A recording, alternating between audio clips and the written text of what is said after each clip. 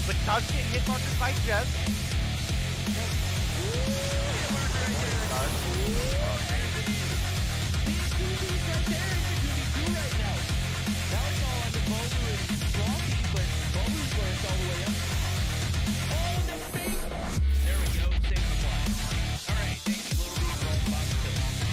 Going up against, they're now all tied up.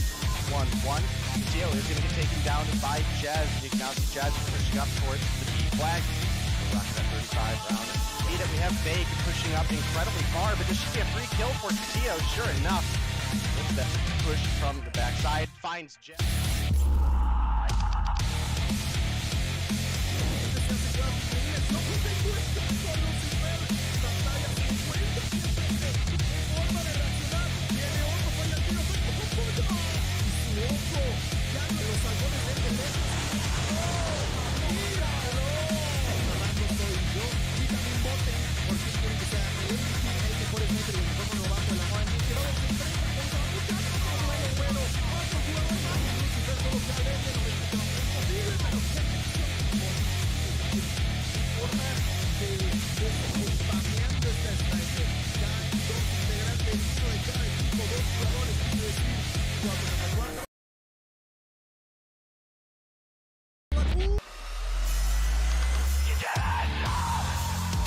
Licença, torcia! Pofo!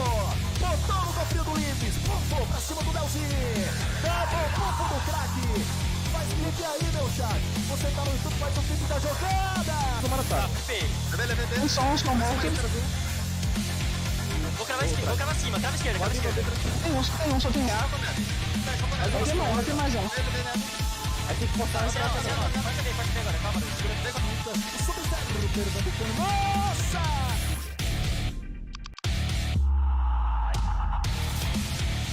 Yeah, we've got two players left to deal with. FN 420. Oh my god, Lucky, what the hell was that? Count them out. Can't do it. Lucky is Dark Wizard.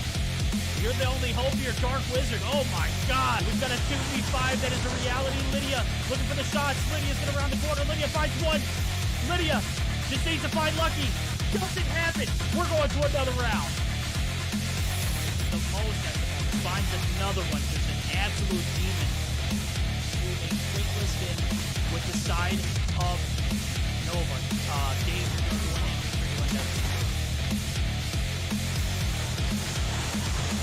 People see, there is one A now. Marvel misses one, but doesn't miss twice. Out. Oh my. Chris, he's all one. Four. Where you at, homie? I know you're a typical sniper in this area, but right now you're a sniper. It ain't even close. Lucky. Get headshot. Cosmo, flip the smoke. Get it too, homie. We got a 1v1.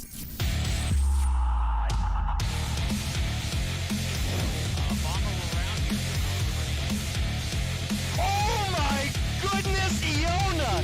Bro, watch. X7 was left alive. Now it's Iona looking to make this. Yo, this girl's dirty! Aggressively push up to this degree. Lydia's able to find one. Artem, Misa coming through. What's that? Is that a kilo? Whoa! Artemisa, the Damascus kilo. Ooh, Chels finds one, is looking for two, but Artemisa. Yo, this girl kinda nuts with the kilo, bro. Yo, how are you? I have been. Down herself on that Sparrow shot, but the Angels do maintain this P3.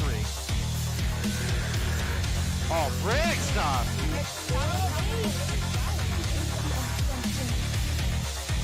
Well, it was looking good for a minute there at the beginning of this round, but it is quickly gone in.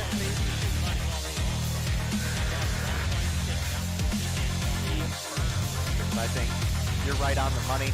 The arrow can push that up, finds two in the feed to start things off. Those double kills are worth a ton of points, let alone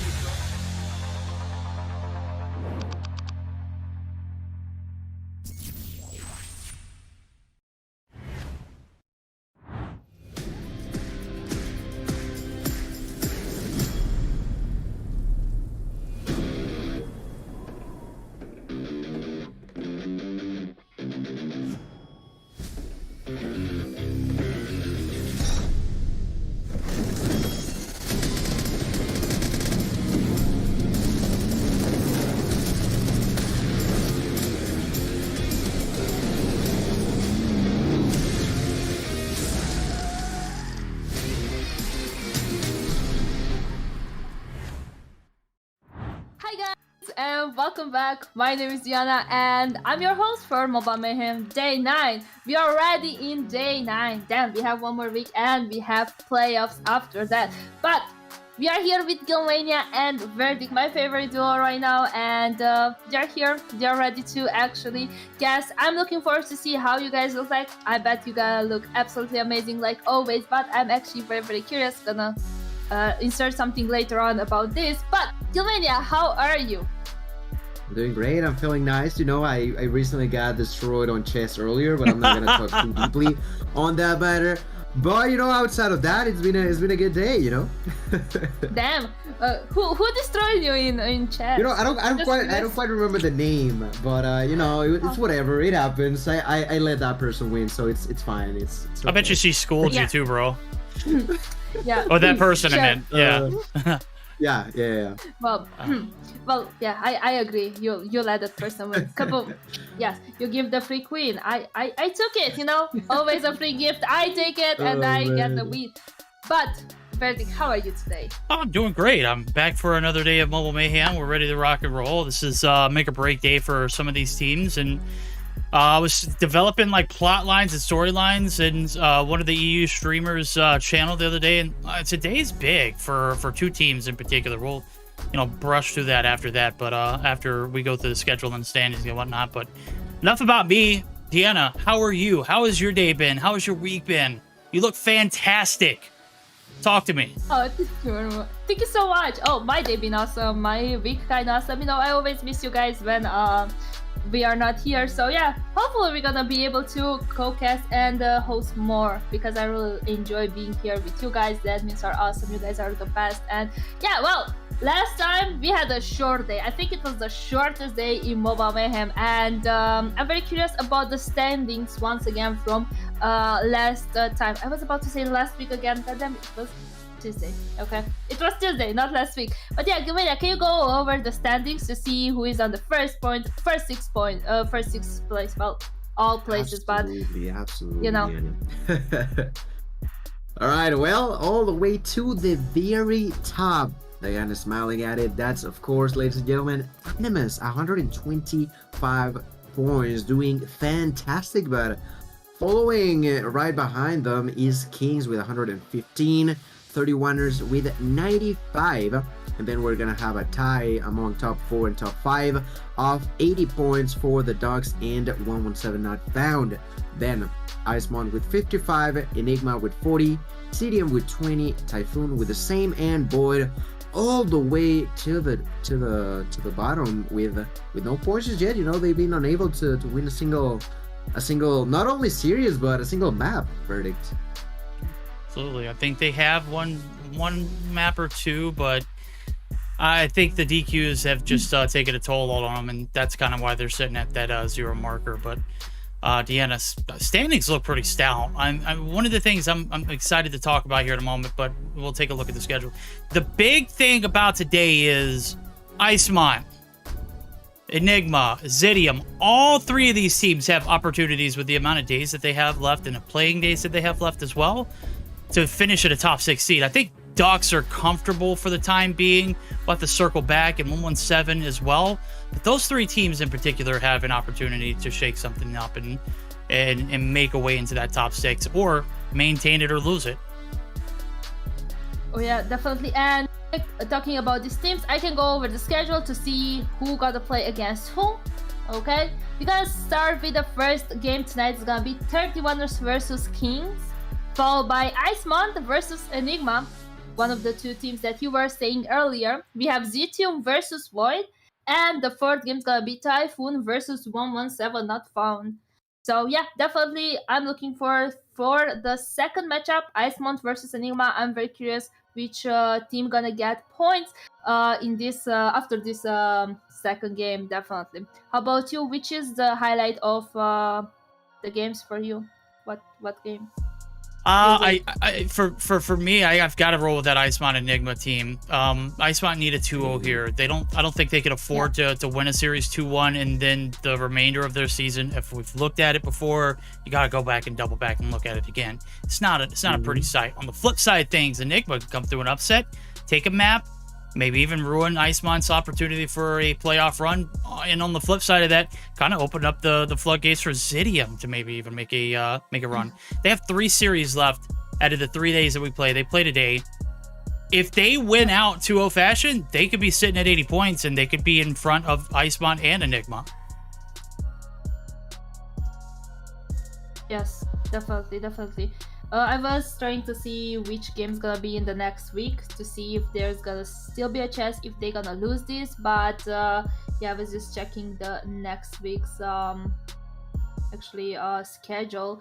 So yeah, definitely. I'm actually looking forward for this one. How about you, Gil? Until I'm gonna check the schedule for next week. What do you think? Which matchup's gonna be your favorite or the one that you expect? I mean, gameplay wise, I'm intrigued to see what's gonna happen on the 31ers against Kings, but as Burdick mentioned, I do want to see the results of match 2 and 3. Because of that standing up top 6 over onto the playoffs is going to be really important. Icemont trying to get themselves to secure a little bit better their spot. Enigma trying to actually steal away that position on top 6. If Enigma wins, then that opens up a little bit of wiggling room for CODM to eventually try to go higher if they win with a 2-0 against Void. So, you know, I feel like the first 3 matches have interesting stuff to provide to us. And yeah, on the opposite end, I think 117 and Typhoon, I'm not too sure about that one particularly. I feel like 117 have been doing better and better on recent days, while on the other end of the spectrum, while Typhoon continue to fight as well. You know, they got 20 points, so they're not with 0, but still, I just feel like the further one might be a quick one to wrap up the nights. Oh yeah. Okay, I was checking the schedule for next week. So Icemont's gonna go against Zitium and against Animus next week. So they really need this 2-0 as Verdict said. So yeah, definitely I'm looking for this second game. But until then, we are here for the first one. That's gonna be 31ers versus Kings. And guys, any predictions about this game? I'll go first, Gil, because I got a hot take here. I think 31ers, after Tuesday's performance, needed a little bit of reality check. Gore, I saw him in chat, man. Update not feeling well on the device. Also, update. He was not happy. IRL, he wasn't happy. Yeah. And also, he's not feeling very well in IRL too. So, hopefully he's back on top of his game. Hopefully, he figured out whatever kind of bugs he's got going on, because this Kings roster, they've been looking dominant. They beat Animus in a 2-1 fashion. They've been handling business. They've been kind of like finely tuning those crafts. And it looks like they're going to stick with that same roster that they played with on Tuesday. I think this 31ers team is, they're definitely going to have to play 10 times better than they did last week. Or this past Tuesday. You have the same issue like me, last week and next week. But yeah. Every day's a new week, don't worry. Yeah, there we go. Exactly. Every day a new week here at Mobile Mayhem. But yeah, I do see both teams are here in the lobby. So, Gimenia, can you go over the maps very fast? Absolutely. For the first match of the night, 31ers and Kings, we're gonna go to Summit on Hardpoint on Summit, then moving on to Search and Destroy on Raid, and a potential third game of Control on Slums. The bands 31ers got rid of Firing Range, while Kings banned Takeoff. And well, I think I agree with Verdict in a sense that 31ers, although are really high up in the standings, they are gonna need a lot in order to not only try to win the game, but let alone trying to go to a game 3. You know, I feel like Kings has been more strong, and 31ers are capable of fighting back if they are their best, which last time, well, they weren't.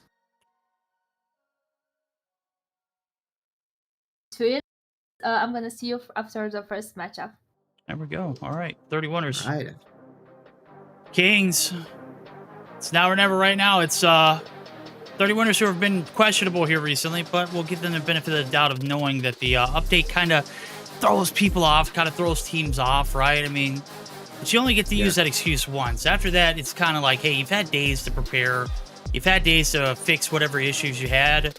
If you're not fixing those issues, are you just going to settle with the excuses, or are you going to try to find a way around them? So it separates good teams from great teams, right? You could be good at any point, But to be great, you kind of have to have like all those excuses put aside.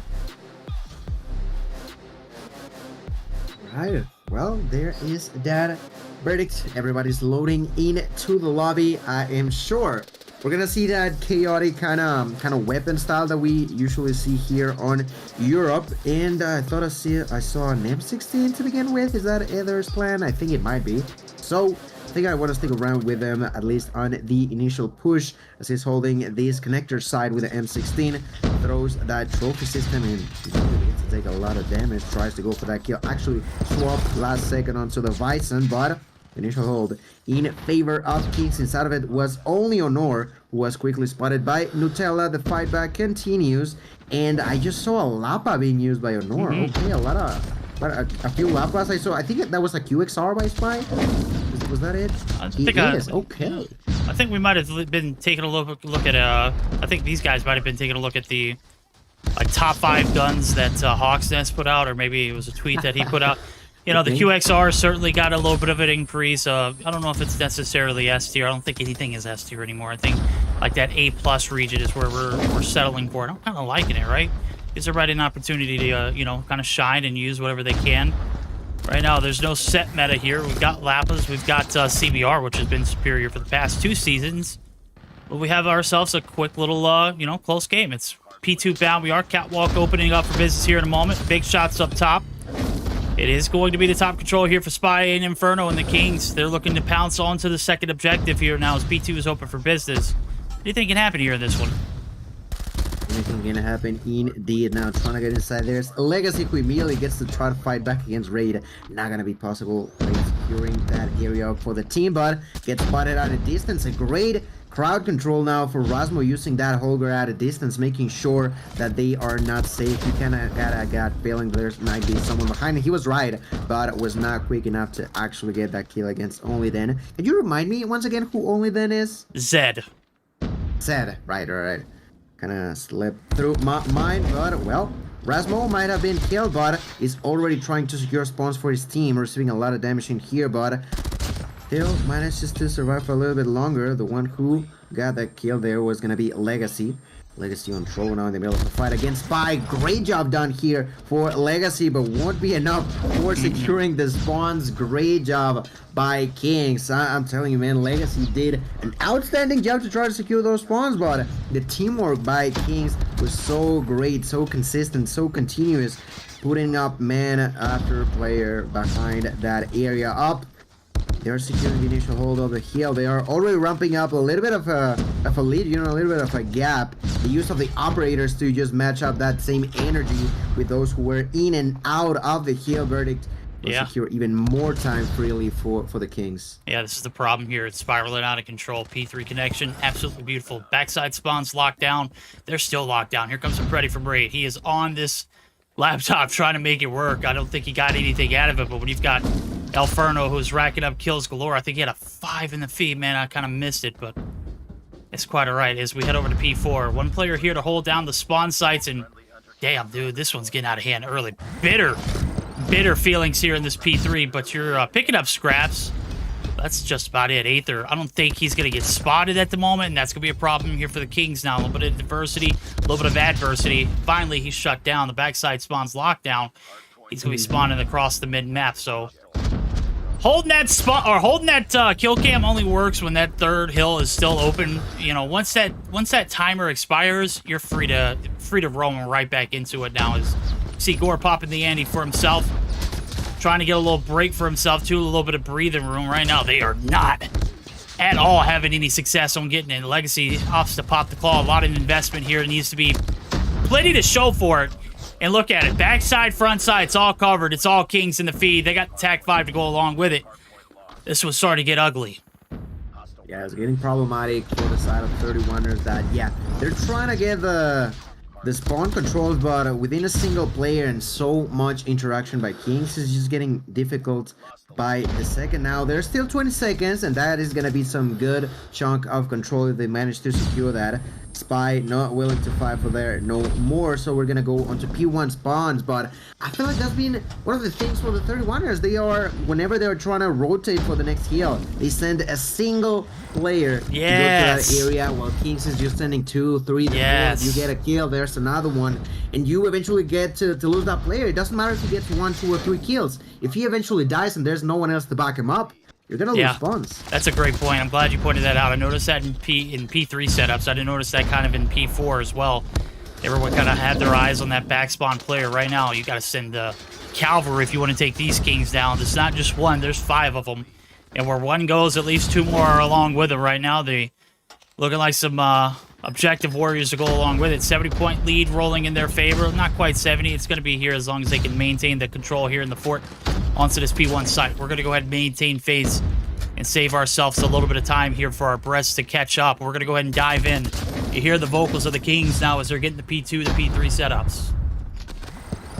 What's up? One more top. Be careful, top. Top 1 HP. P2, bottom. Flash top, flash that. Spawn green, I spawn green. He's We spawn top. B flag. They spawn green. B flag that. Nice. Top. Has more. Nice. They spawn green, I think. I spawn snow. Be bottom. careful, top and green. Top and green. One top. Top. One more top. That's you can. Top. Yeah, top. Flash on top. See those power. 3 top. One dead on side. Left. Nice. Be careful, con. Hot top. Con dead. One more corner. Too low. Throw like a pod. Hi. Hey, how's it going? Hey, look, we just jumped back in. Look, I didn't want to do too long.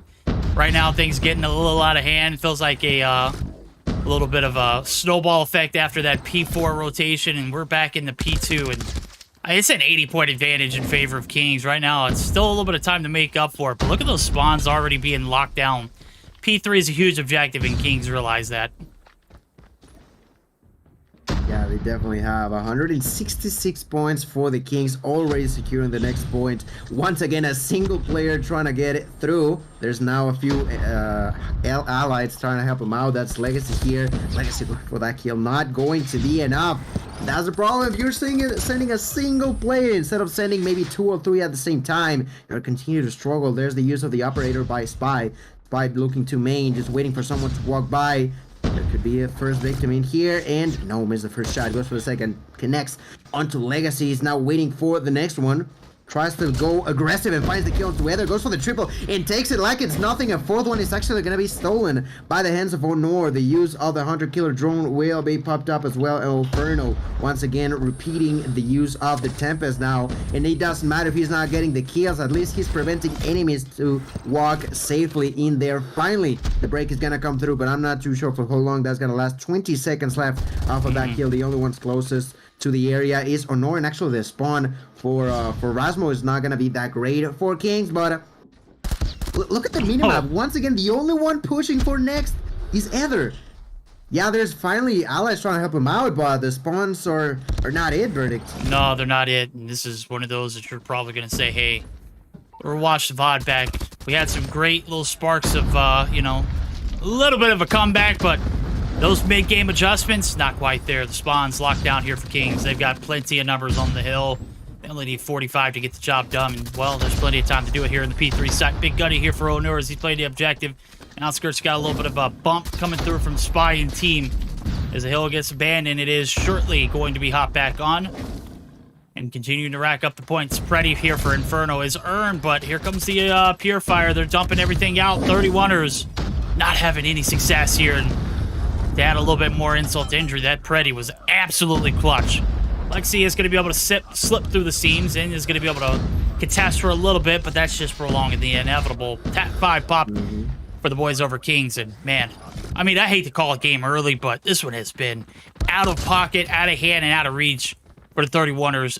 Even early on, they have not looked like the team that they have been potentially capable of being and not making those mid-game adjustments. I mean, they just have to go back and rewatch the VOD and see where the mistakes were made and hopefully build off of it from there. Yeah, absolutely. There's a lot of stuff that needs to change on the side of the 31ers. Only 23 more seconds is all the Kings need to end up with the first dub in here. Now, Inferno is on the side of Cassius going for the control. Takes that kill into Mutella like it's nothing. Verdict, they are at this point just going at it ham for the kills. There's the use of the Tag 5, which prevents a lot of control for the Kings. That's going to be a good movement on the side of the 31ers. But, you know, if they're not operator dumping onto the opponents, I feel like the control has just not been settled across this game. This has been the longest I think I've seen them actually hold these kills. It's not like Kings are letting them do that. They are actually earning the control themselves, but I'm not too sure if that's too late. 160 points nearly for the 31ers. They are still losing by around 80 points, and finally Kings gets back up a couple extra seconds. Only 16 now. That's the thing, when they are so far up, a few seconds make the difference, slowly but surely going closer and closer to success, to the dub. We're going back for the third time onto point number 2, Verdict, which I think is definitely going to be the last one, you know? There's the use of so many operators. I don't think 31's going to do nothing. No, you're absolutely right. Spy now popping the ante. Claw went hammy for as long as it could. Follow up, it's a 1-2 punch. Streaks galore here for Raid as well, as he's going to be able to find one. Inferno doing 2 with the shorty combo with the Lapa. Go ahead and cue the music, Verdict. This one's done. Dusted. 250 to 163. A beatdown, to say the least. I mean, yeah, it was a little under a 90-point victory, but, I mean, let's be real, homie. We got into that P3 twice in a row. Spawns locked down. P4 the same. Gotta learn from those mistakes. I know Summit can be a little bit of a blender at times, but ladies and gentlemen, you're not making those mid-game adjustments, you're not going to have a fighting chance. Got to give a huge shout-out to Raider coming through with all of the gifted subs there. 10 to be exact. Absolutely love you, man. How was your day been? How was morning with Raider this week? Haven't got a chance to tune in with it. It's like right there along the same time frame as me hitting the gym and getting the kids and whatnot, but absolutely love to see you coming through and supporting the stream. Gil, talk to me. 47 for Inferno. Right? My God. Oh man, it was so funny because like this man does not, and I'm telling you, actively tries not to be on the objective while at the same time just actively going ham onto the opponents, nearly dropping 50 kills to begin with. 47 to be exact, like you mentioned, 16 seconds inside of the kill. But it doesn't matter if you got someone with the matching numbers as Honor or Raid. Look at Honor with 41 kills as well in 2.5 minutes inside of the kill. The teamwork was really, really good. And I feel like most of the time we would see both Rasmo, Inferno, and sometimes even Spy a little bit with those rotations, making sure that collectively they secure the spawns, they were controlling the heal next, and it showed, you know, it showed they had a plan on how to shake things up, and well, 31ers could not for their lives adapt to that playstyle. There we go. Can't adapt to it. We're gonna head over to a little bit of Search or Destroy, where we'll see a little bit more of a, I hope a little bit more of a closer matchup. Obviously, the points there were a little closer than we had anticipated it towards the end. Things just kind of got out of hand. We were highlighting that, I mean, Kings were just going for kills at the time, bro. I'm gonna be honest with you. It was like you had Inferno running rampant on the map. At one point, I saw Raid on a streak. This team is full of high caliber talent, and obviously they were here to play and put this away real quickly now as we head over to what I think is a little bit better of a matchup in the favors of the players over at 31ers. It's Raid, Search, or Destroy, ladies and gentlemen. It's now or never. Will they perform? Well, we're just going to have to find out. We'll see what they can do now. Let's see the first 6 rounds of their Search are going to be on the defense. We'll see how they can pick this attacking strat coming through from the side of Kings now as 3 players making the hit on through the beat, making a 5 cent 8th. Open blood. Opens up with first blood. Gore. My God, the 2-piece, the Flicks, not able to get Raid, but he's got team shots there to help, and it's all on Rasmo. Damn near flawless round so far. Nearly flawless. General Gore ended up dying, but not by a lot, you know. He died while getting that last shot onto the opponent who was like 1 HP. If he would have locked like If he would have looked the wrong way, he would have just knocked himself out. It was just incredible how much pressure immediately went down from the side of the 31ers, and I think they might try to go for the same strategy this time around. The one going up front the most is going to be Ether. Ether currently waiting on the outskirts of this ring. Not going to spot anyone just yet. Wants to go forward though.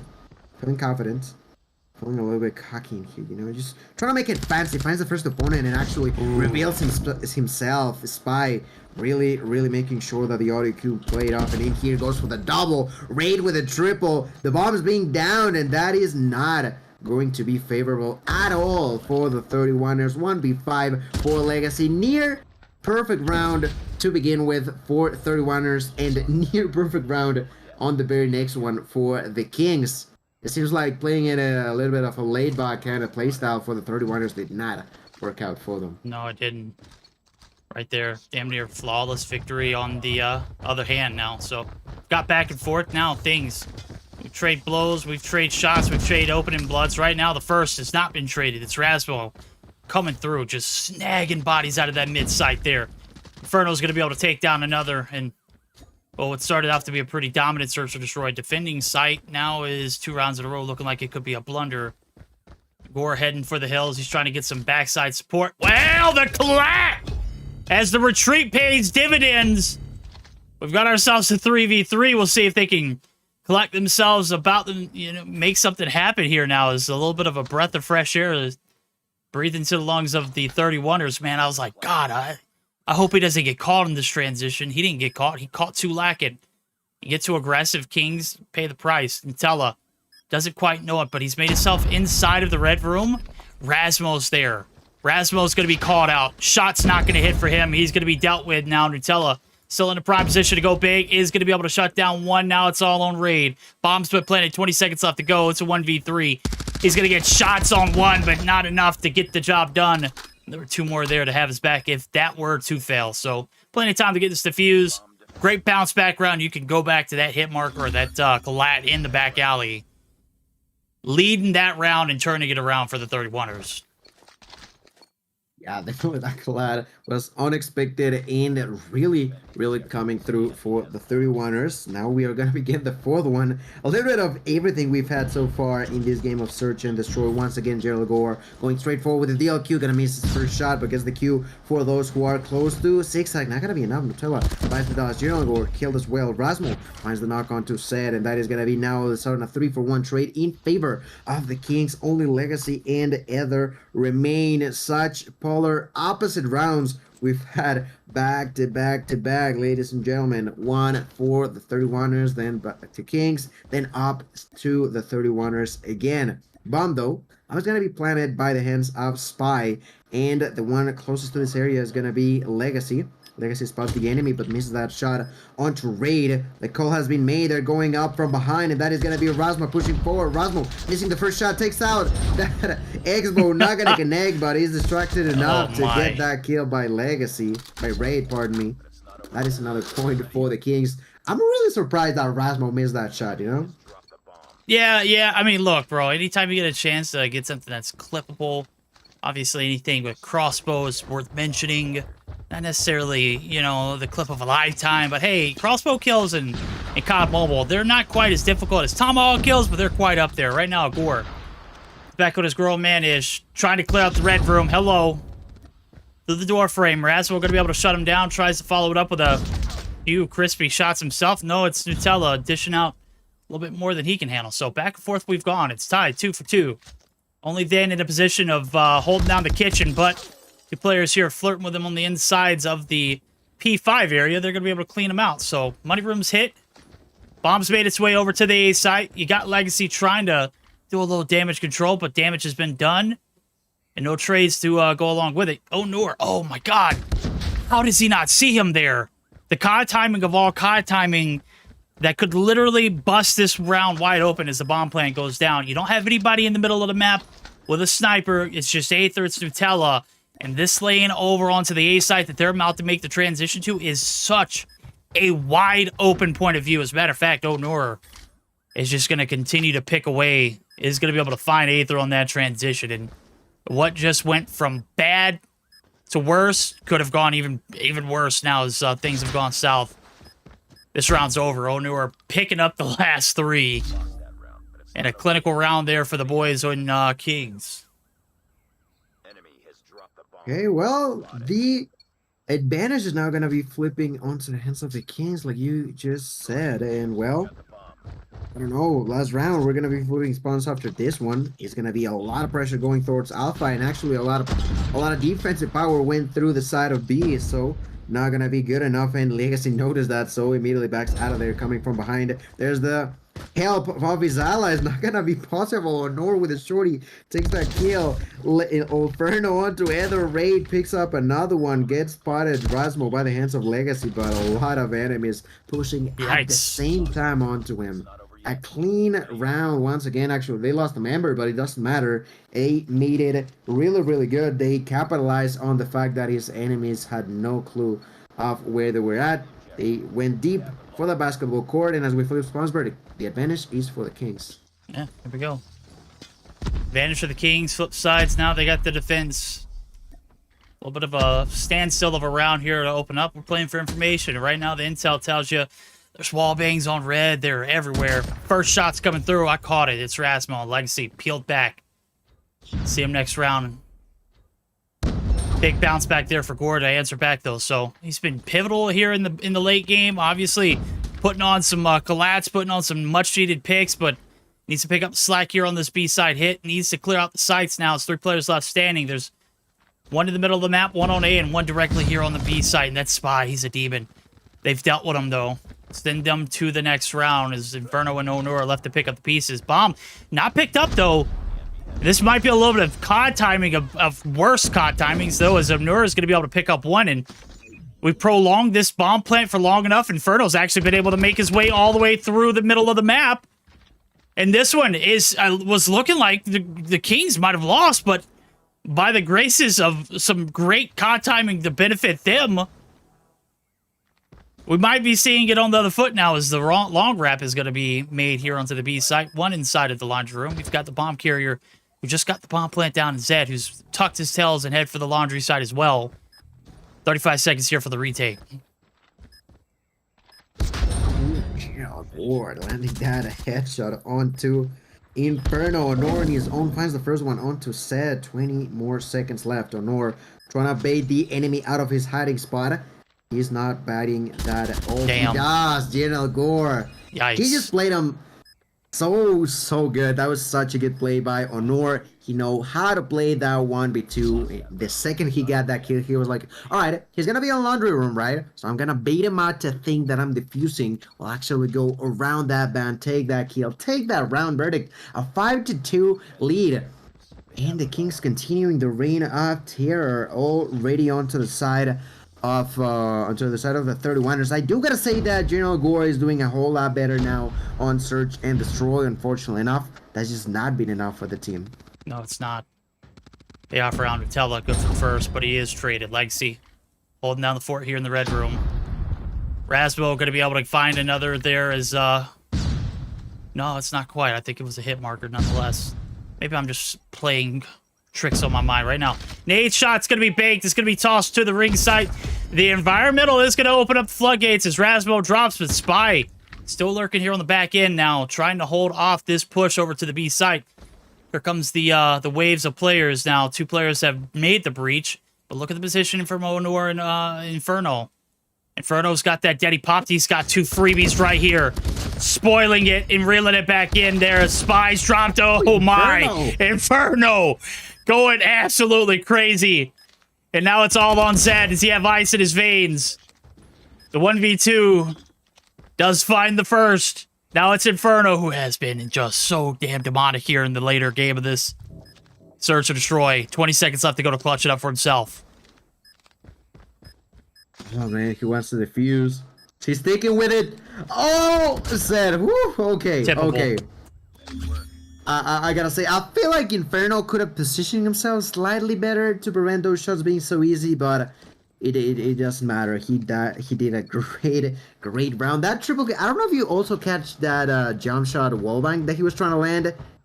He was like a meter off. Like that was so close. If he would have done that I would have lost my marbles, absolutely, but that did not happen. Now through the smoke, Oh my! Inferno, disgusting behavior in here. He's not even halfway through now, too. Another wallbang onto the opponent, putting a lot of pressure. Is actually only going to be an assistance, but this is all of a sudden already a 1v5 for Legacy yet again. Lands the shot onto the glass, finally gets the kill, but Raid with eyes showed is too quick for trouble.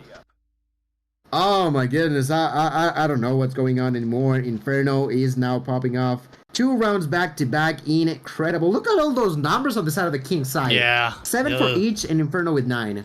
Yeah, man, this is lottery day for them. Right now they're trying to get to the 7 score line as well. Kills mean one thing, but those points are another. Right now they're playing for 20. Just need one more to go ahead and get it done now. 2-0 sweep possible. Legacy. Oh man, that was a hit marker? I don't know how you even got the shots there. We see one player gets peeled back there onto the B side. Onur, though, quickly able to get the trades now. Shots coming through for Inferno. Aether is him. Is he finally able to take down the Titan of Terror there in Inferno? We got ourselves a 3v3 now. 2 for 2 trades coming through. Onur still lurking around the middle of the map. You've got Aether with a little bit of map control, but that bomb is down. And based off of where Onur is playing at, he's kind of just holding it for high stakes. So we'll see the retake and the recollection here now. There's a minute left to go on the clock, Gil. It's 3v3. Everything starts slowing down now. Ray might be in a position to go big, but where the hell did even Gore hit that shot from? Oh, from doubles. He saw him like going to the ground and just hit a wall line. Nice. Yeah, 208 Q plate over there. Rasmo on his own gonna be missing a shot with the Expo and then gets a hit marker. Everything wrong there for my boy Raid, you know. Sorry, Rasmo. It happens. It happens. It's all good. It's all good. Another point for the 31ers. We're up and running. Ladies and gentlemen, round 11. Of course, 31ers are trying to tie it up to an overtime position, but there's still 2 more matchup rounds in favor of Kings that they need to prevent first now. They're gonna be dealt to Rasmo again. He getting his revenge with a nasty shot on Nutella. Immediately repositions, goes to try to. Oh my god! Rasmo with another roll, and Rasmo, what are you doing? My God! Oh, yeah, that's incredible! Nasty! Oh my God, bro! What did we just watch? Oh my God! Oh man! Monarchy feels like, huh? Jesus Christ! God! Yo, wow! What did we just see? Rasmo, we're gonna need a device check, homie. You're cracked. Oh my God. The wall bangs, the quick scopes. I caught all of it, bro. I don't know why. Oh my God. But I haven't checked Rasmo's point of views, and I was like, hey, he's bound to do something. He's got 7. He's been so clutch against those first bloods that I've been missing him. Let's go ahead and give him some justice. I caught all of it, bro. I was on board. I don't think he even realized he hit the 3rd shot. He was so panicked. By the time he connected the 4th, that player was just lined up perfect. Oh my God. Pain and devastation. Kings laying down the lumber. 31ers look at that, man. not able to pick up a single map off of this team. They have been flawless here after that Animus victory. They have been feeling it. Are you catching it right now live? Holy hell, bro. Man. Oh my God. That's the clip of all clips, bro. Like if they're ever like if they update the intro, that has that's gotta go there, bro. I'm like absolutely. I'm sweating after that one, bro. I'm profusely sweating. Oh, it's hot here, bro. I need to take the jacket off. My God. I hope everyone enjoyed it. Now, rest in peace, 31ers. That one's laid down the rest. Rasmo, you're a beast, bro. You're an absolute disgusting sniper to watch, and obviously we got, not the tail end, not the mid end. We caught it from beginning to end, homie. An epic build up to a very epic series. It comes down to the wire and doesn't quite go to distance in a 2-0 fashion. It does close out now. We're heading back to the analyst desk where our host is ready to join us. Man, those shots, Deanna. Oh boy. I'm actually sad because I didn't have the chance to see Erasmus' perspective. I was watching the players that he was killing. I was like, wait, no, wait, he's dead. No, switch to another. Oh no, he got him that player too. You know, it was like, okay. I spectated everyone, but not Raz. But that was actually amazing. I think it was the best play that I saw this season, in my opinion. Obviously, he hit that 4 shots. Amazing. And I actually watched on stream the replay because I was like, okay, I need to watch it because I wasn't seeing his perspective. But yeah, definitely such a good S&D game actually, and such a good series in general for Kings, right?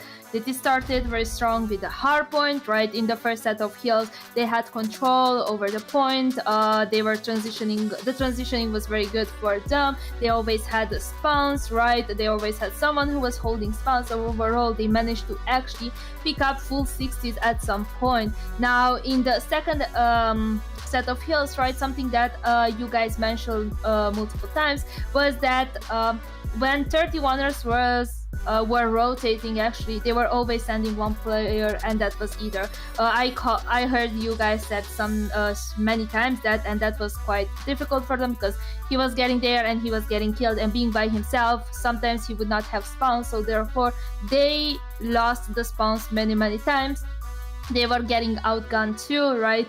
By Kings. Kings had their good position always, and they were running around the map, especially Inferno, getting the kills.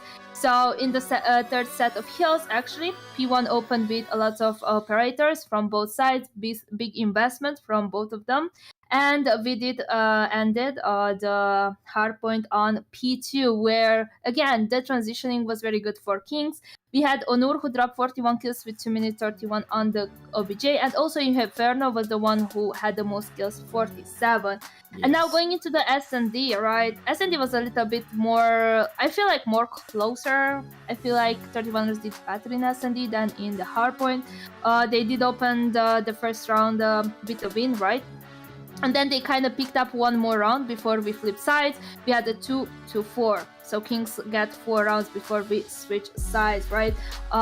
They managed to get their tactic, I guess, every single time, managed to outgun them, and managed to do important kills over the rounds, right?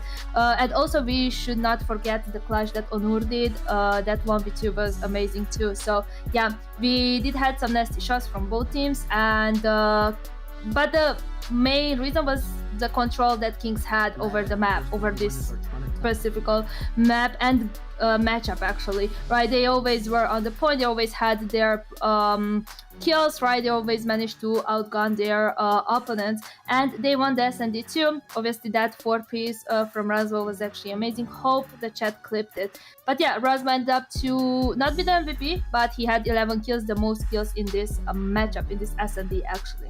So yeah, overall it was a very good game for Kings, and once again we did saw them come and do business, as you guys say every time. But yeah, guys, okay, this was our first matchup of tonight, right? We're gonna take a short break because we're gonna prepare for the second one. It's gonna be Icemont versus Enigma, but in the meantime we're gonna take a short break, right? And we're gonna see we're gonna hear a word from our sponsor Grilla and CODM.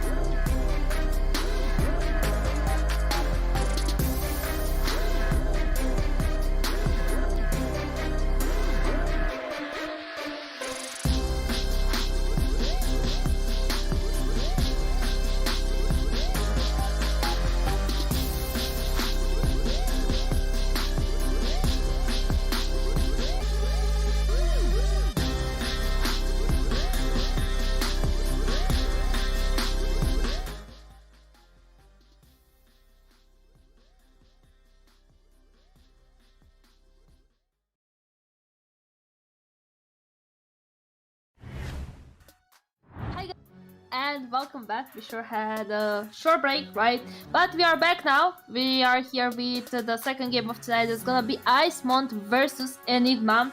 And unfortunately, we do have a DQ on the first game, right? So we're gonna jump into the S&D because our player didn't actually join, I'm pretty sure. So yeah, but verdict after the DQ for the first map, what do you think?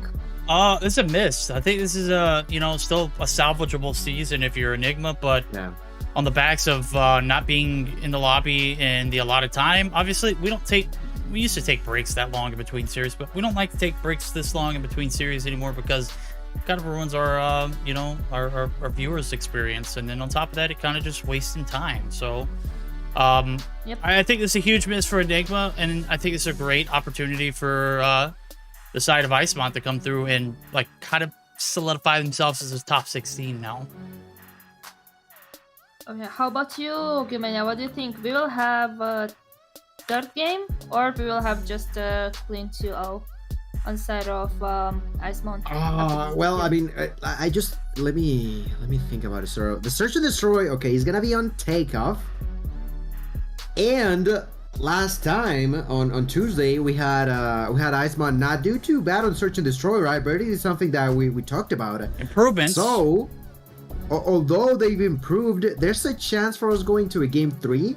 But if Enigma are not careful enough, this might just go along in that S&D going 2-0 for Iceman, you know? Okay.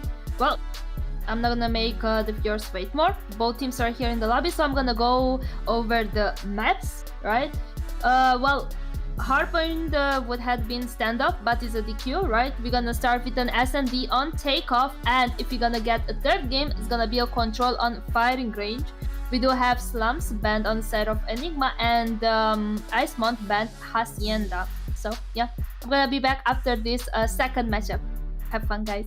Alrighty, we're out to have a good time. Deanna will be joining us back after the second series, which is supposed to be like the highlight one of the night, right? I mean, I didn't say highlight. I didn't think that first series had the most potential to, you know, captivate the viewers. Right now, we're trying to build storyline and plot lines, and it's being spoiled by DQs and, you know, tardiness. And obviously, hey, the show must go on. We're still going to play it out. But what could have been a great series is now capped off by we're potentially only going to get to see 2 games. Potentially, may even see just 1. But if it's anything, it's this Search and Destroy performance here from Icemont. They have improved drastically, yes, but it isn't enough to take down Enigma, who have on, you know, just as a point to bring across, has beaten Kings in the past. Not on this map, but in Search and Destroy. Whoop. No ping. Oh, that's a rip. All right. Yeah. It's fine. It's fine. Don't worry. I don't think we've had that much redos across the entirety of the season of a lot of the regions. So at least there's that. You know, it's not happening that often no more. So every once in a while, it's not great, but it is not as bad as it used to be. I think like maybe 3 seasons ago, we had it like more often than not, where we had to redo a game for whatever reason that might have been, right? But anyway, all right, I gotta leave this before it glitches out for me. Already glitched. Yeah, I mean, I left the emulator, but I can't get out on my iPad. There's no way. Oh, there it goes, finally. All right. Make sure everybody gets everything ready before we load into the game. Obviously, there's no do-overs in life, but they are do-overs before this game starts. So we'll get the opportunity to jump into this one here as a little double back to the lobby. Never hurt anybody, right? It kind of hurts me it hurts my soul to double back to a lobby. Who am I kidding? Fine, it's fine. It's all right, Verdict. You're good. You're okay. Everything is gonna be fine, my friend. But we're here. No one's leaving. Time continues to tick. And there we go. Search and Destroy, ladies and gentlemen. On the offensive side first, we're gonna get Icemont. That's right. The Icemont fellas are gonna pick up the bomb and go through the blue side, seemingly carrying that bomb, while maintaining some sort of control on the yellow side by JC stands alongside with Saka. Saka and JC preventing a potential rotation from the opponents through this stadium side. So really good patience in here. First blood is actually gonna come through for Storm with a sniper shot, but there's the answer back by the Nisio. The Nisio in here. Great way to begin for him.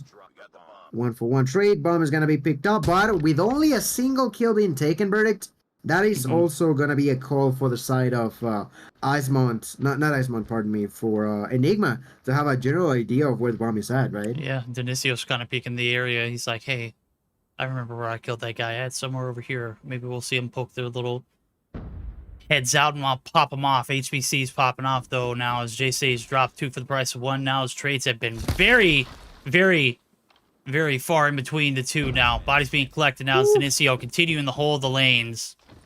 And Icemont picked apart here in this first round. It started off first blood, ended with 3 just absolutely collapsing. And a good round here for the defense. Now, on this map in particular, we're not too fond of the attacking side. But in EU, the rather unorthodox strategies come through and they kind of just pan out this time. Not so fast for Icemont, though. They have been struggling here in the Search and Destroys, and So far, they have struggled to put up a point on the board and get the trades to capitalize off. Right now, big position for Zaka to go big in. Doesn't live up to the moment, but Jay able to fill the shoes now as he's got 2 under his belt now as 3 players drop. Seiko, not even sure who this player is. I have to look it up. Is it worth it? I don't think so right now. I think I'm just keeping my mind wide open and peeled back for this shot. So Jay trying to stick the bomb, or Snooze trying to stick the bomb plant down. Jay gonna hold off that player who was last spotted here as the shots came raining in. Snooze now avoiding the bomb plant altogether to try to get the kills to go along with it. It's not the player that was shooting initially, but it's enough to give you the player advantage, and I like it. Well, bomb finally gonna be planted. Psycho might be new to our eyes, but let's see if he's got a shot here. 40 seconds on the clock in a 1 vs 2 about to unfold. The opponents really smart, just dividing themselves on different angles to just wait for Psycho to do the first move. And even if he finds the first kill, they got the opportunity to tear him apart. It was 45 seconds once they planted the bomb. Now there's only less than 20. Psycho still pushing forward, but I think he's just taking it too slow, you know? Way too slow. He's just taking a lot of extra time. There's not even enough for him to try to defuse. Desperate play, about to pull through, but nothing can be done. And here gonna bite the dust, and the round will be for Iceman. But before we go to the next one, Verdict, I wanted to mention one of the most random things I think I've seen before. I was looking at Storm's point of view. I don't know who he was trying to kill, but my boy threw a trophy system and saved his life with it. That sniper shot landed on the trophy system and survived. That was wild. I just wanted wait, so trophy systems aren't wall bangable? That's kind of... I think. Oh, man. If I'm not mistaken. Oh, we might have the GA trophies. Shot, but I'm almost certain that he was going to land it, you know? Oh, that's weird. I'm going to go back and rewatch that just for the giggles. Right now, I'm giggling here is Sekou. Wasted a lot of time in that last round, obviously. This is a huge map. You got plenty of space to cover. And in the 1v2 after that bomb plant, they could be anywhere, obviously. Not enough to clutch it up there. Now as the first blood's come through, too, making it be exact, as the stadium site's compromised. 2 players left standing as HBC is on a tear. Snooze and Jay are in their spawns. Jay's back's against the wall. Going to be able to hop the window as he finds the first for his team. And inside the stadium site, they are bound. Snooze bound to see him next round is Denicio. We all know how well he plays this map. The shots he has landed, man. Certainly going to be able to see Snooze the next one as well. So, 1v4 here, stop for Jay. He's got it left in the tank now. Bricksta in the corner, gets dusted. That is 2 down, 2 more to go. Hard work's not quite done, though, as the bomb's been let go and relieved of its duty here on this front side of the stadium site. But look, I think this is the COD timing. Oh, not quite there, Jay. Not going to be able to get the ace. Not going to be able to get the clutch. Good answer back for the defense. That's right. Another one in the books for Enigma. Great job done over there. Jay tried his hardest, but he was just not quite enough. Like you mentioned, the timing was not there. The opponents were in a bit of a strange position for him to attempt to go after them. So it is what it is. Round number 4. Now, well, HBC gonna be taken down by Jay. Saka then answers back. No, sorry, Psycho answers back by eliminating Saka. Now through the smoke, I thought they were gonna push to try to plant that bomb, but it seems like Snooze was just not filling it. The one who was filling it was Jay, who finds kill number 7. That is 2 so far this round. Goes for the 8th one, but actually Storm is gonna tear him apart. HBC to the ground. Bomb is gonna be planted. 4 versus 2. And I'm just losing it with these names, you know, HBC, DST. But it's next, we're gonna get a freaking BTS, KFC. I don't know, man. It was just wild. Another round, another round for Iceman. I'm just losing it with the names, bro. I'm telling you. Oh man, we try to keep it as business and casual and professional. And when we got, what'd you say, BTS, KFC? What is BTS a pop band? Is that like, isn't that like the? I don't know where you're trying to reach there. Obviously, I'm a boomer, bro. I don't really quite get the reference. I am familiar with KFC and their work. I'm familiar with HBC and his, though, as this first comes through. It's on BST. He's not a beast this round. 0 on board for the Madman Fahim. Not really feeling it here in the Search and Destroy. His shots not quite connecting on either front. Sniper or the PP-19 Bison now. Jay Been on a little bit of a burner here, but on the backside, it's been HBC who's been a thorn in the side of his teammates now, so he's going to be able to find another. That's 2 down here for HBC. Bombs made its way over. No, Zaka. Oh, not Zaka, but Storm. Content with holding the bottom side of the stadium site. Is going to be able to find one, though. Brix is going to be quartered there on the island here on the backside of Medical, but is able to win the ones. Tries to get the second shot off, but he's dusted. They're dusted. J-Say going to be able to come through and get the collapse. Man, that one went back and forth, bro. That could have gone either way. And I'm not a fan of those 50-50 gunfights that you take, but high risk, high reward kind of scenarios right there for the boys over at Icemont pays off and it gives them the advantage.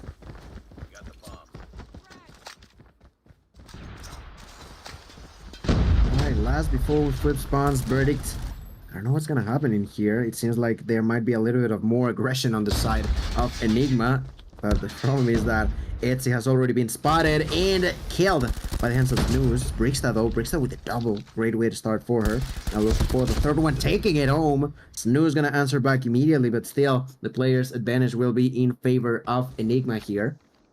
3 versus 2. Icemont with only 2 members alive. Storm and Snooze. Oh, Storm with a killed HBC. Storm gonna lose his last allied alive here, but gets the call that there's someone up above. Try to go for some interaction there. Not gonna be possible. 1 versus 2. Bombs on the ground. And I'm not too sure if Enigma knows where the bomb is at, though. Seems like a little bit of issues. I just saw a Saka reconnected on. Hopefully Saka's not lagging, you know? Yeah. Obviously, there may have something else involved, but hopefully it's not lagged. In here, 45 seconds. Verdict, what do you say? Storm is going to be able to take it? Yeah. PST going to be able to bounce back up from that donut? Like, what are your thoughts?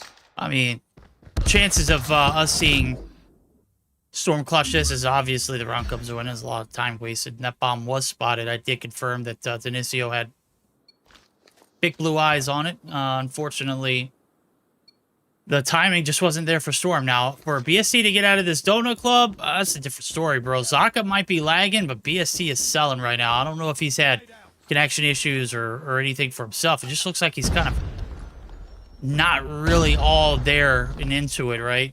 First blood comes through Brixta. Man, turning a new leaf here in this Search and Destroy. Started off a little cold, but these past few rounds, those shots have been crispy and chilly. Zaka finally able to pick up slack. No lag, no problem here for him. As he takes down Denisio. 2 for 1 we go. Make it 1 for 1. Oh, 2 for 1. There it is. HBC. Gonna be able to collect the soul there of Zaka, who might have been heating up and might not be lagging, per se, anymore. But is certainly going to be filling the rounds of the death here in this one.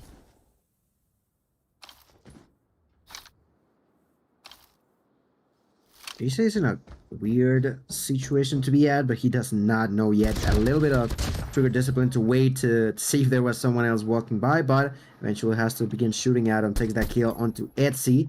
She's a little bit more damage from behind, but managed to survive. With less than 50 seconds left, Verdict, this could be a problem now for Enigma if they're not quick to get at least one more extra kill. And actually the opposite end of the spectrum, they themselves lose a member. HBC answers back immediately. J-Say in a great spot to prevent a potential bomb landing. Here gets the call that there's Brixta pushing through mid and quickly takes that kill. HBC now on his own. No bomb, no control, no allies even to work around with. He may have 8 kills, but on the opposite end, you got J-Say with double digits, 11 for my man J-Say Icemont doing a great round 1 on the second half. J-Say going back to the headless positioning.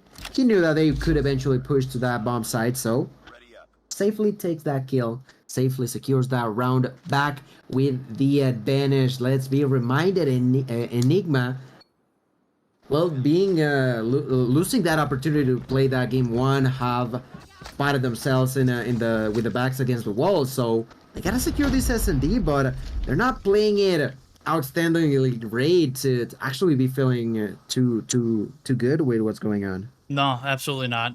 Flip sides, you gave up 3 on the defense, and again, we've made mention about how EU plays Search and Destroy on this map in particular. It's a little strange and Weird, but hey, whatever works. The attacking rounds seem to pan out for some of these teams. Right now, it panned out perfectly for 3 in the first half. The second half coming through. No success here, but Brixa trying to pick up the slack, though. Gets shut down. Zaka picks up their third. And Fahim still killless. We'll just continue to meme him for the time being. Right now, it's a regain here for the ladies and gentlemen over at Enigma. They need this one to go to a game 3. BST dropped, dusted. B-side, give it away. Shots coming through for Saiku. They get one. Etsy's going to be able to combine for another, but Snooze, last alive, does find one now. 1v3 style, 45 seconds on the clock for the retake. We saw this pan out a little earlier in a 1v2. On the B side of the map, these players could be anywhere. One of the notorious spots is that top red. Obviously, a top lounge as well. And then HBC, who is just, I mean, this is about as cheeky of an off angle as you could choke. Looking for the rotation on the backside. He's got the whole middle of the map in front of him. Yeah, it's near impossible here for Snooze. Eventually, he gets the opportunity to find a kill. Went for that double, but it was just gonna be too hard. The side of Enigma playing really smart, making sure that they're securing that round. They had to at that point, so it was only the right call to make in there. HBC may have been killed, but it doesn't matter. It's all right. Etsy finds his third and picks up that bomb. Round number 9, ladies and gentlemen, moving on to round number 9. So let's stick around with Denisio finding kill number 6. With that, one of his allies is going to be spotted, so Denisio gets the call. Someone's to the left, tries to spot him, but he's to the ground. Saka not going to be spotted too easily. Denisio now with the opportunity finds another kill.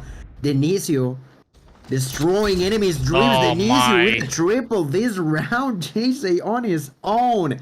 Enigma finally feeling a whole lot more confident. Psycho will secure that one out. You said it, they may have lost those 3 rounds on defense, but now on offense, they're winning 2. They get the lead back into their own hands. It's just a lot of emotions rolling through my mind, and I cannot even begin to grasp what Enigma might be thinking. Enigma's got to be thinking, hey, we need this control. Obviously, you can play spoiler to a Icemont team who is still not made the cut in the top 6. This 2-0 could solidify it, or could be other way around now. Bricks are going to be able to open up the first 2. Psycho there for the bait on the front side now is Storm's starting to pick up. They have done this all with Fahim dropping a single kill as he finally does find one this round. Bombs down. It's a 1v2. HBC and Denisio versus JC. The 2 top frags.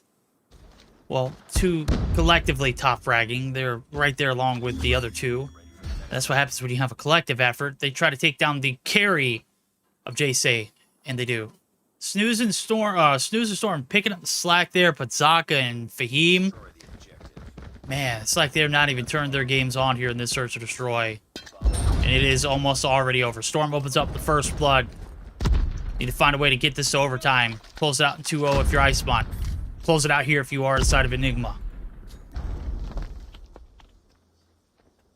Perfect opportunity for them, but let's see. Still, match point has to be clutch, so they gotta play it smart. They gotta play it safe. They already lost a member, so they're probably gonna be waiting for the opportunity to pick up at least a kill or even 2 prior to actually going for a potential plant of the bomb now. But the problem is that BST gonna spot Denisio.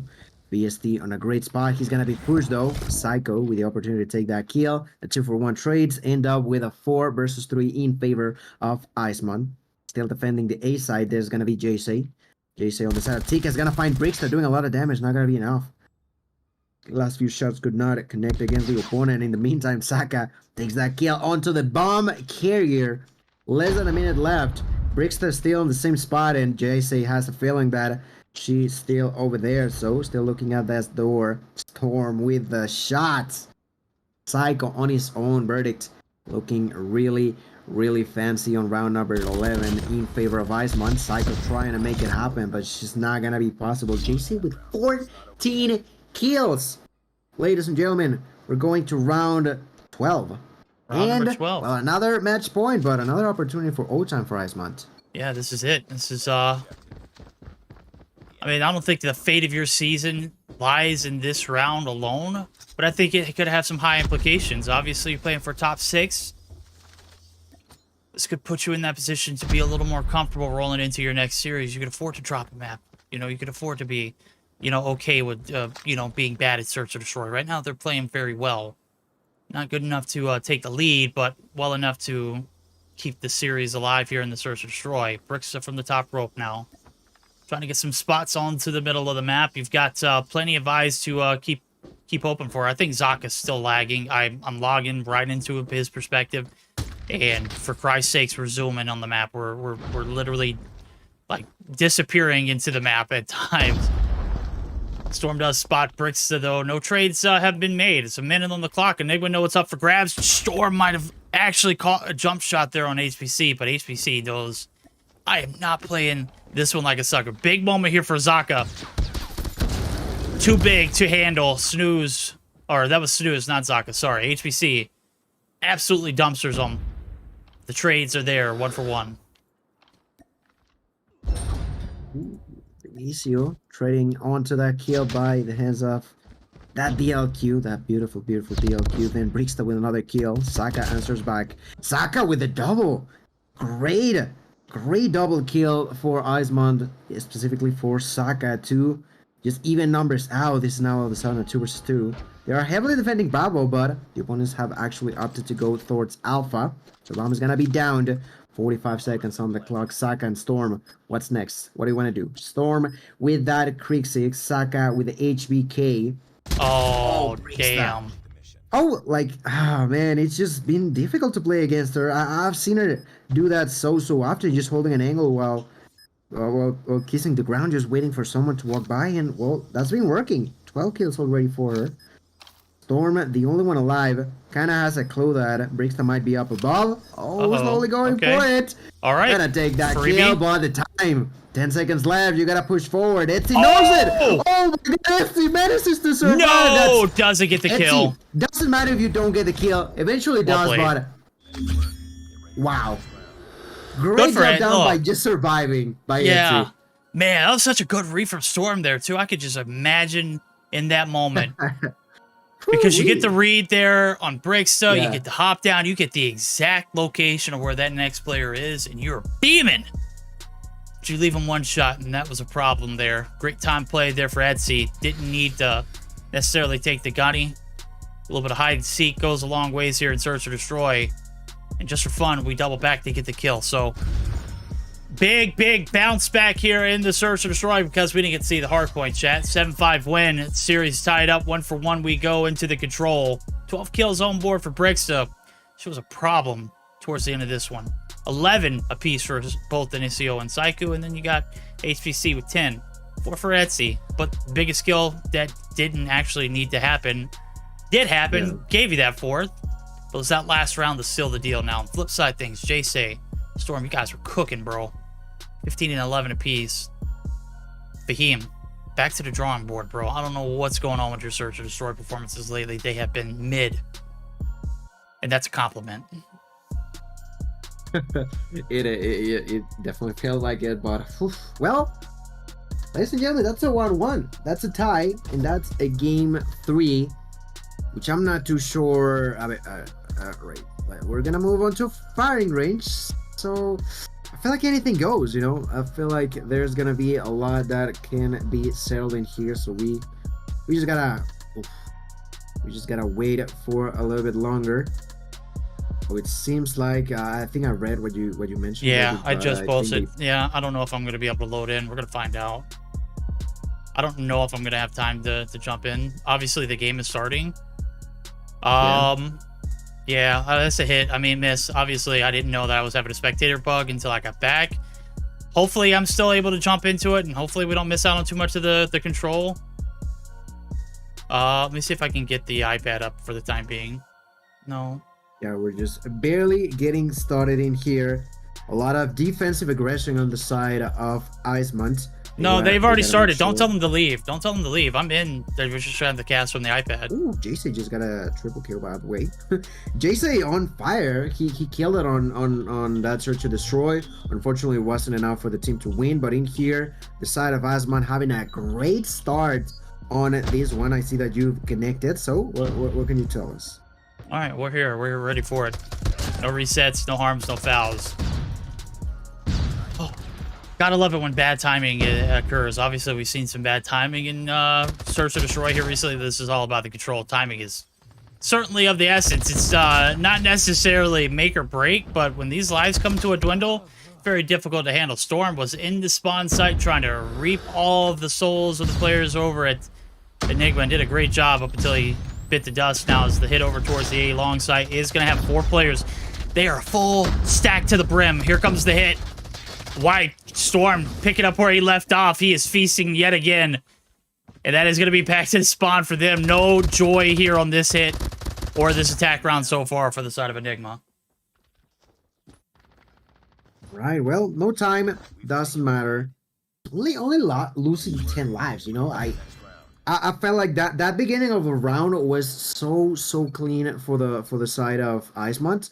Between JC and Storm were frying, I'm telling you, frying, ladies and gentlemen, and well, they just capitalized on that. The enemies, the side of Enigma, having so few lives, were like, you know what? I don't think we can win this round by pushing onto the OBJs. We've already lost too many lives, so might as well not ramp up those score streaks on the opponent's side. But I think it worked out a little bit now, as Storm used that operator, but immediately got knocked down. When pushing now is gonna be Snooze. Snooze with the opportunity to push inside, but he's like, maybe I can wait for a kill or two. Snooze waiting in here. Potential victim to the right. That's gonna be HBC, but reaction time not quick enough for Snooze. Gets bounced out. And well, not as a dominant defensive round for Enigma as we saw for Icemod, but still really strong, still really good, and it feels like they're gonna even numbers out. Yeah, it does look like it now as we see the attack 5 not necessary on the defense here. Pop though is Brixa trying to go inside the spawn site, trying to feast themselves. It's a buffet of Icemon players. You have your pick. Right now, she's going to continue to poke through the spawn site as well, and this is where it gets disgusting. 5-20. Well, we kind of compared it to the first round, but this is COD Mobile control, ladies and gentlemen. This is what happens when you're able to get into the spawn. Is it, you know, is it fun to see? Absolutely not. Is it still skilled to hit the shots? Absolutely. But this is a debauchery. This is an absolute tragedy that a great game mode like Control has resorted to this. Now I'll continue to complain until it gets optimized. That's all I gotta say. No, I agree. Something, I'm not too sure what or how, but like something needs to make sure that he's just not as defensive orientated. Of course, there should always be a slight edge because you got the control of the objective in a sense, but I feel like spawns being so off. I don't know, man. I don't know. But anyway, round number 3, actually a little bit of a kill gap will bounce in favor of Enigma. Great way to begin. They also popped that red whistle by the hands of Brixa. Brixa also getting inside of the objective. The nades are going to be thrown. There's going to be a Sparrow being used by BST.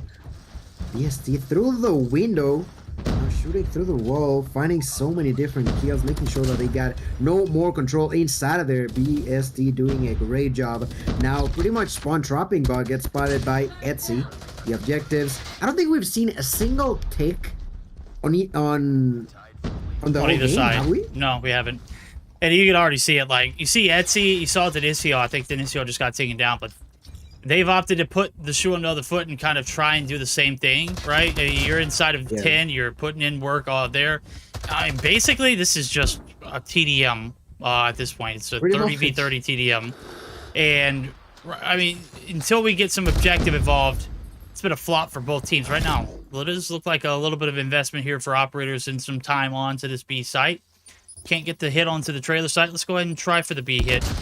And it's good. So far, so good. 1 tick of progress in. Time is going to be extended for the time being, as it is at a standstill. But until that 3rd tick of progress comes through, it is still that time that we are going to have left to play with. Now everybody's sent back to the spawn with the exception of HBC, who's waiting for some back control.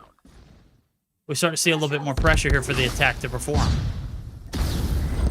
Yeah, as good as they were fighting, as many kills as they got. The problem is gonna be the time. Only 4 seconds left. The only one inside is Psycho. Psycho took a double, but not gonna be enough. They push from behind. The Purifier gonna be used, and that could be the retake that the side of Enigma needed. They got 3 versus 3. No more respawns in here. Purifier is gonna be tremendous now for the side of Enigma, but JC pushing forward. JC finding a kill, doing a little bit of damage. Not gonna be enough. There's gonna be the retake by Snooze with a kill. 1v1 birdies. 1v1. Oh my god. Man, should have fed the beast there. Oh, and Storm with a 100-killer drone. I knew he was gonna use it. I think with a 100-killer drone, he could just wait, right? Oh my god. That's crazy. I don't know. Honestly, I thought the updated map you couldn't get to the top of trailer. I see that. I see. Obviously, there's a cutout there. Yeah. Wow. Sneaky wow. 100-killer Sneaky drone. hunter. That was Yeah, clutch, man. That was clutch. I got a little too close to call. You know what else is going to get too close to call? We haven't done a listening yet for this series, so we're going to go ahead and dive in. On the attacking side here, we'll see if they can dig themselves out of the pits of death as we jump in with the side of Iceman for the first go around. One more trailer. Trailer low. It's behind the Fiend, you have smokes. Nope, not anymore, bro. One's up, barrel, one barrel, pushing up, pushing up. One shot, one shot A long. Two barrel. Got 2. Nice. Just do it then. Just do it again, bro, while I come up. 10 bucks. We got Ten the seconds. Vortex got me. Yeah, he's Two team. I'm coming. Top 10, Etsy. Top 10. P1. No, gravity. Watch your mid, Stone. Watch your mid. One mid, one shot dead. I watch barrels. I'm coming. Top 10. Top 10 1 minute. Just watch my Hey, mid. in front of you, fine. Good shit. One barrels. Barrel. Barrels got me. We have time. Spawning. Just watch my mid. No, one on there, barrel. One top about wood, 2, 3 barrel, 3 barrel. Barrels. Bottom wood. I'm one shot. Try to get Spot him next wood. one. Spot him. All right, one take of progress down, or 1 point completely down. The control going to be extended. The minute and 40, 17v17. This is about as strategic. It is developed over a round as we've seen on the attack so far, minus that 1v1 last. So here are the comms there. Pretty crispy. Obviously focusing on the objective, and they get the job done there. But can they do the deed of getting the second progress through, or are we going to see this one drag out to a TDM? Well, we'll see. 13-12. Small kill gap in favor of Enigma. Who knows for how long that's going to last. There's going to be the Bread Missile by JC that I'm not too sure about, but, you know, Yubu, and in here, Storm trying to defend himself. Storm already with 21 kills. He's had a great game so far in here, but they're still losing, and they gotta secure this one up. They gotta make sure that's gonna be the case. A minute left. They've already, for the first time, have captured one of the objectives, and that is gonna be in favor of Iceman. Now, look at Snooze. Snooze was trying to be sneaky, but gets spotted by HBC. Another Bread Missile will be used by JC. One after the other, but they're still losing on the kill department. He's trying to go for a spawn trap. Not going to be possible. Gets spotted by Etsy. No more respawns. Will be in favor of Iceman. 4 lives left. Saka takes that kill onto Bricksta. Brings down that number to only 6 on the opposing side, but there's only 30 seconds left. With few lives, few time. That's going to be the biggest enemy right now for the side of Iceman. As Storm takes that kill. Storm goes for more. Takes the double. Goes for look the at triple. BST. I meant BSTs, yeah, no Storm. Oh my god, it man. Ice. Oh man, there it goes. 3v3. Both of these rounds coming down to the wire. The Annihilator here for Denisio. It's the Pretty there for Seiko. Denisio needs to be flawless. Misses the shot. Storm leaves him one, but the Gunny prevails. Revenge. Was this the same? The last two rounds, have they been the same players back to back in 1v1s, or was that Etsy? Etsy was the last one live. 80 paper plane. Streaks coming out in abundance here in the firing range control. This is it. This is the last round. Let's go ahead and buckle up. We've heard the side of Iceman. Let's go ahead and dive in with Enigma. Can they do the impossible by winning and attacking ground? We'll tune in and find out. Alright, go to the back. Push the back. Trailer dead. One top root. He's gonna spawn. One shot. Fire. Push 10 if you can. I'm doing One guy inside wood. You have tech 5. Inside wood. Firing, Inside wood, one firing. HP. He's outside wood, and on your left. I'm watching. He's dead, he's dead. One firing, one more firing. That was him, that was him. 2 points. Firing one. Let's Nice, go A if you can go A. Yeah, go A. I stay on B. I'm gonna go bomb 10. Spawn kill damage, VC, spawn kill them. Yeah, I'm coming. Send back. One shot. One shot. He's mid now, he's mid. Mid, trailer, inside trailer. Блять. Guys, I'm on B. We can go on B. I'm on B. I need help on B. They're gonna come from every side. I'm coming. When is Vas-y, go tunnel. One tunnel. What the fuck? One trailer. Tunnel got me. One barrel. Go B again. One top wood.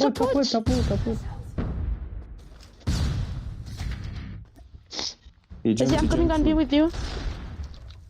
All right, love the communications there, Bricks. So open up a line of sight and comms there to get that B site connected. Right now, they're going to go ahead and connect to the last tick. Life count is going to be in their favor. -2, actually, in favor of them. So they have the player advantage. They've got everything they need to do to go ahead and lock and load here to close this one out. It's all about executing from here on out, though, Gil. Let's see. The lives, like you mentioned, still slightly in favor of Enigma. They might be able to pull through, putting up a lot of pressure onto the opponents, but from the inside of it, there's going to be JC holding with a holder, waiting. There's going to be the use of the vortex, not going to be enough. JC spraying, waiting for potential victims to walk by. Everybody pretty much getting inside a trailer on both sides. There's so many utilities being popped out. The score streaks, the grenades, the operators, and only 5 lives left for Icemon. No more spawns. Denisio with a double in there, cleaning up the lives of the opponents. Denisio still pushing forward with some more. You said that the calls were tremendous. On the side of Enigma, about to make a move, and they got it in the bag. JC is gonna be spotted. Only 1 HP pretty much. He's trying to survive. Denisio with the kills. Snooze, you cannot pull it through. HBC will take that last kill on the very last round. Ladies and gentlemen, we get our first offensive round, and that is going to be for Enigma. This is, I think that's the result that could shake up the most on the last remaining spot for the standings. That feels bad, man. That's at this point now, nothing is set in stone. You came in top 6, but Enigma coming through. They get the 15 points. They kind of close that gap. It's certainly not the best performance we've seen out of this Icemon team here in the Control. Search and Destroy, much better, but gotta find a way to close these games out. Enigma coming through. DQ or not, putting on a clinic. And Etsy is going to be the top of the leaderboard here for this one. 33-19. An absolute beast of a performance, even coming down to almost winning that attacking round in the 1v1 standard, but did not happen that time around. They didn't need a 1v1. They had 10 bodies left. Icemon did not prepare well for that B hit. It was clear, and I think Brixta noticing that, capitalizing on it, and making sure that the team pulled through with it. It was such a great game. GG's on both sides, a good effort on both sides. I mean, we had 2 rounds go to a 1v1, right? Mm-hmm. It cannot get any closer than that. And, well, that was game 3. That was Enigma taking the dub. Why don't we go ahead and bounce over with the host desk to see what Diana has to say to us. Hi. Hi. Talk to us. Okay, I wasn't sure if you Hey, changed come or on. not. Oh, come on. Oh, I'm not. What kind of schmuck do you take me for? I can take cues. I can read the room. I might be old, but I'm not lost. Okay, I'm sorry. I was just like, I was just like, I'm gonna just say hi. Maybe it's gonna change the the scenes and stuff. But yeah, we did had a very good second game.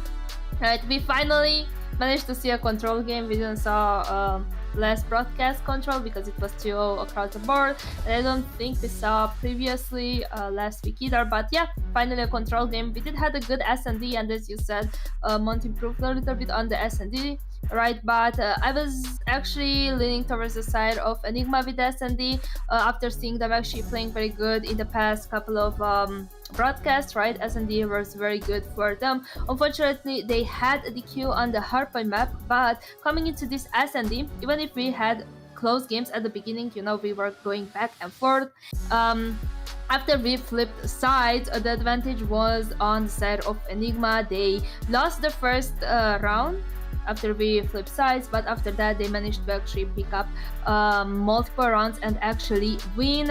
I think in the last round they actually picked up 3 big kills. That was important, and actually won the matchup, right? Brixta was the MVP with 12 kills. And now going into the control, right, we didn't saw hardpoint sadly, but going into the control, again, it was close, right? We started with Enigma on the tagging side, right? And I think in the first round it was TDM. Something that I saw across the whole 5 rounds, it was a lot of TDM, right? Players were focusing on killing each other instead of, like, you know, going and actually capping the point. So JC combined with Storm actually managed to capitalize all the kills and managed to get the first round. Right, going into the second one, Enigma started doing the same and actually got the round. So we were again going back and forth, 1 round in their favor, 1 round for the other team, right? On the third round though, BJ wasn't really pushed as much, and as I said, it was a TDM, constant TDM, right?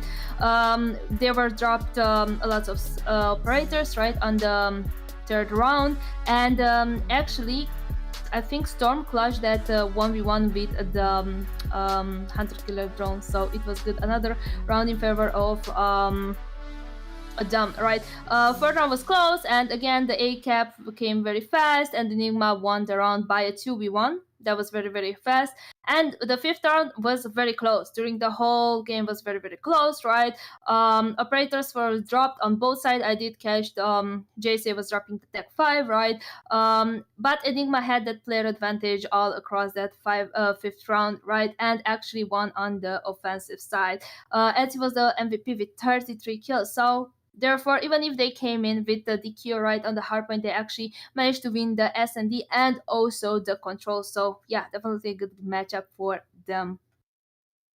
So yeah, overall, this was the second game. The game that we were, I was expecting, I was waiting for it, right? I was really waiting to see the hardpoint, and you guys as well. But it was good, you know, it was good that we catch some control. So yeah, we're gonna take a short break.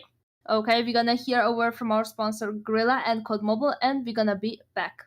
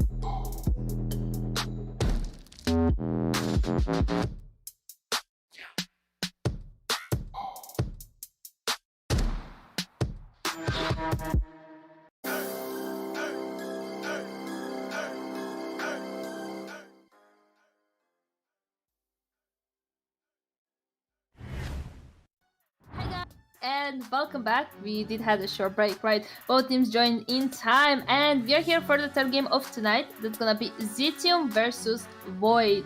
So yeah, I'm actually very excited to see this matchup, right? As I was excited to see the past two. But yeah, guys, do you have any expectations from this game to be a game 3, maybe to have like 3 games? Verdict? I don't know. It's not likely. I think Zidium are going to come in focused. They need a 2-0 here. They need a 2-0. Yes. Like they're, you know, like the life's dependent on. Like iSpot needed a 2-0 earlier. They didn't get it. They didn't get a 2-1. They got a 1-2 instead. And, you know, how does that shake things up? I wanted to take a look at the standings before we went any further. iSmot now with 60 points, only 5 points off of a DQ map. They're still ahead of Enigma, but Enigma have the head-to-head. And Zidium have 3 series left for the remainder of the season. And all 3 of them are possible wins. If they win out, or even if they 2-1 out, that could still put them above iSmot if iSmot doesn't manage to pick up a map. Moving forward, there's a limitless amount of possibilities here. Yeah, a lot of stuff needs to happen, but it can happen. Exactly. Okay. Okay. Well, I just seen both teams here. Maniac, do you want to go over the maps? Yes, ma'am. We are going to be talking about the map rotation, CDM and Void. We're going to start up on some hardpoint on raid action. Good old raid. Then moving on to search and destroy takeoff once again. And a potential third game that CDM does not want of control over on Summit. The map bans by Void is going to be Hacienda, while CDM got rid of Standoff. So those are going to be the games that we could see here tonight on match number 3. I'm looking forward for our 3 games. Hopefully we're gonna see a third one, but yeah, I'm gonna see you after this matchup, guys. Have fun. All right, we're gonna have fun indeed now as this series about to set stage, take off here. Not quite take off, it's raid, Solidwood Hills, California. And I know for sure why our lovely host did not want to mention the best of 3 because it started off on a doozy. Well, this one might be a doozy, Gil, but it's what we got to play with and what we got to work on. So P4 can be a bit of a disgusting affair. What team's going to do it better, though? That's the question. What team's going to do better here on the ring side now? Is that's going to be the primary focus. As this hills are starting up, and the game's starting up along with it. Will we get a double back? It looks like it's going to stick. We are good to go. Let them tee off on each other. sir. Now bouncing inside. There's a lot of play. Says I don't know what happened, but he just ended his own life. It doesn't matter. We're gonna just bounce out of that. We're gonna pretend that never happened. Goat is the player inside of the objective. They do know where the opponents are probably gonna be spawning at, so they're looking at those angles. Sham takes that kill onto Sace, who cannot catch a break so far this game. Sace, I'm sorry, this is not being your start of a game. 20 points immediately going in favor of Boyd, doing a great job in here. Another kill for Gold. Great control for them. And a clean defense overall. You know, they are even wrapping up a few of their score streaks. Not necessarily a lot, but definitely a couple. Sham, Spam. How do you pronounce that? Yes. Well, he got killed. Yes. Yes, that's how you pronounce What it. about However, nah, you know what? You can say it however you like, bro. I'm gonna be honest with you. Spam, Sham, Shabam, Sabam. I've heard it all right there. He is going to make some noise there into the front side of the kitchen site and spoil a little bit of time here before it opens up, though. 5 seconds before we lock and load. They deal the damage there in Zidium. A little bit of a back burner of a bad P1 now going to try and make up for it here with the P2 sights. Maddie through the door frame. Going to be able to find one, but the hit is coming through both sides. Players on the back front. It's Doom picking up the first. Goat going to get traded out. Maddie and Vin's now trying to make something big happen onto the inside. Well, it's Vin's last man standing. And this is a Void team we haven't quite seen all season long. Granted, this is a Zidium team who, to be fair, has DQ'd, and we've, forfeited, a game, a series, or whatnot. We haven't seen too often either. Yeah, honestly, surprise on the side of Void. Not too much, but quiet in a way for Zidium to see something like that happening to them. But, well, that remaining time, that swap turn going to be taken by Kree. He sort of has a gut feeling that someone might be pushing from behind, so he begins to wait in here, and he was absolutely correct. Goes for that kill, misses that opportunity, and gets taken down. Doesn't matter. His team has already rotated. They've secured the spawns. So they are now going to be on the inside of the garage. They've lost a couple members, but still managing to survive, pushing from behind. There's the opportunity for Mojito. Mojito got killed, but then spawned behind enemy's lines. Manages to take a kill, goes for the next one onto the opponent with a claw and takes it like it's nothing. Mojito here with a claw, just spraying and praying with it, waiting for someone to walk by, even through walls, finds that kill onto Maddie. Great hold here, great rotation, finally some sort of control we've seen from Zidium. Mojito be loving shooting through that band. Oh, absolutely, right now. Trying to get the foot on the hill, trying to get the contest in the objective. Vin's now trying to hop on to the point. It is not going to happen. 20 seconds left to go. Heading over to New is where they will have to settle for. Different planes up in the air. It's two of them in the sky. Looking for the transitional kills. Not going to be able to find one. Not going to be able to find the second either. So, score streaks, not too much of a waste, but a little bit of wasted time in the middle of the map. Spawn's going to be able to find one there in the transition. The wall bangs are good. But look at it. Like a pack of wild wolves there on that P3 to P4 connection. Hello. We're here to ball. It's the courtside rotation now. Basketball court looking like it's a lockdown already. And how did you make this long journey from P3 to garage all the way to connection over to the other side of the map so quickly? Well, I'll tell you, just better. Right now, it's Zidium. They're locking down the top side of the spawns. They've got operators galore, and they are locked and loaded here on the courtside rotation. Full wipe to add a little bit more to that. Yeah, they finally oiled up the machine, and they are rolling through the opponents, not allowing them too much to get for themselves. I think it's been like nearly over a minute and a half of control now in favor of Zidium, who continue to go for more. They got two members inside of the kill. One of them is going to be Mojito, who finds a double kill onto Maddie and Spam. Spam to the ground. There's 15 seconds more, and it seems like Boyd is not going back in here. At some point, we saw a 30-point lead in favor of Boyd that has quickly shifted into nearly 100 points gap in favor, actually, of the opposing team being Zidium. Doing a great job. There's going to be the use of the Tech 5 by Maddie. Maddie with the Tech 5 will secure a lot of kills for the team, but let's see if there's going to be enough. Kree with the Pred Missile going to take that kill onto Goat. There's two members of Boyd inside of the kill. Maddie and no one. Spam got spotted, got sucked on by Back Vortex. Whoa. The control is going to swift once again, shifting in favor of the players on Zidium back and forward. That advantage just appearing out of nowhere. You know, it took him a while, but They're rocking it. They are rocking it indeed now. P3 to P4 connections, they're lethal. Zidium, they have done everything possible to hemorrhage this team that we see in Void, who started off a little spunky. Got a little mixy, but, you know, get later into these rotations, and obviously they're standing head above the hills and shoulders of the other opposing team now.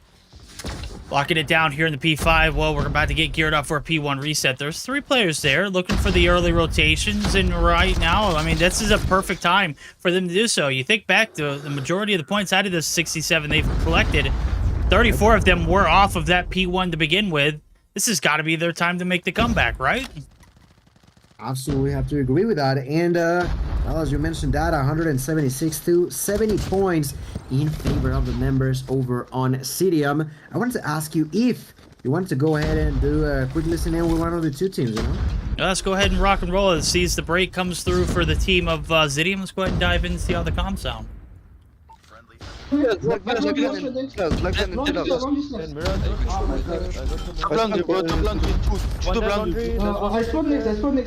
Kill me, bro. Only one inside, I think. One on the shirt, one on the shirt. Inside. Laundry next. I'm gonna save my bread. Be careful, laundry. Mid, bro. One yellow number. Mid, on site, money. Mid, one is heaven, bro. One is heaven, 55 to kitchen. I spawn now. I'm gonna push from mid. Yeah, be careful on the... Two mid side, bro. There might be one inside. Mid side one, bro. Money now. Inside, nice. Full dead, one Money says. Last money to your right. Dead. All right, comm check in. Right now, it's a little bit of an extension over to P2. We see the break come through rather early, 15 seconds in now, as we see beside Zidium trying to put this one away. They've already hit the 200-point marker, and it does look like they're going to have somewhat of a split spawn situation. Nothing they can't take care of. TAC 5 or not, bodies drop when over those purifiers come out to play. Yeah, over double the points that right now Void has for themselves in sorry, not Enigma, but CODM are looking to be closing this really soon. They're already rotating onto the next kill. The only one left alive is going to be Mojito. Mojito heard someone from behind, goes for that kill onto Gold and misses again. Mojito. That's the second time so far this game that we've seen him trying to hold Kitchen, and then out of nowhere he just dies against Goat. But it's alright, it's okay. As long as they manage to secure the garage as well. They only need 14 seconds, so they pretty much got it in the bag. The only one closest to this area is going to be Goat, who takes a double kill into Vince and Doom. Goat eventually bites the dust. Less than 10 seconds left. It's over, verdict. GG's. Yeah. GG's. Like we mentioned, it took them a long while, but we're gonna see it over there. 249. There's the second they needed. But CODM, we know it. They needed the 2-0, and so far they've already secured the 1 lead. There we go. GGWP. Things shaking up the scene, not necessarily locked down for a top 6 spot. Surely that was a great way to start this series off. You needed to be flawless throughout the entirety of the remaining of this season. You've not made quite the most of it, but still plenty of time to turn it around, especially with the amount of games you have left now. Taking a look at the post-action report, it was, I mean, this is a scrappy Void team off the rip. You get into those other hills though, P3, P4, and P2, I mean, you've got to find some kind of success, whether it's getting the early rotations and the holds, or I just don't know. I mean, obviously, Garage is one of the hardest hills to break in all of the game, and you know, maybe you invest a little bit more strategy involved for the P2 break, or maybe the P4. I mean, obviously, you can't really bank on P4s being good for anybody, but it was just somehow, some way pan out better. Both times. Well, we didn't get to a second time, did we? No, we didn't. The first time around for the side of Zidium. Yeah, really well done there at the end. Mojito with 28 kills, 2.5 minutes inside of the hill. Everybody with super great numbers. I even see Jazz 27 to 13. You know, really good numbers. Always making sure not everything was under control once they actually began to get any sort of grasp on what was gonna happen. And well, now we begin to get ready. Search and Destroy is gonna be on takeoff. I don't think we're gonna see a surprise, but you know, anything goes, anything can happen. We've seen it in the past, so we gotta just wait and see what's gonna be the deal in here. But okay, look at that. Seems like Spam is in the chat. So we did say that Void are an Italian team, right? Yeah, they're the Italian Stallions. We didn't get a chance to listen in because I'm gonna be honest with you, that game didn't last long enough for them to get listen-ins. If we would have done listen-ins, it'd have probably been on a P1 reset because honestly, there wasn't much success outside of that. I mean, half of their point time, the first set of hills was from P1, and then we got to a P1 reset and it was broken almost instantly. So I mean, I'm catching up on chat as well. Obviously, I want to give every team a chance to sound off and, you know, get those opportunities for listen-ins. But I'm not just going to jump in when the team is getting like steamrolled, right? Yeah, it's understandable. Sometimes stuff happens, and it could be a weird situation to be joining into a team that is unfortunately not doing that great. But yeah.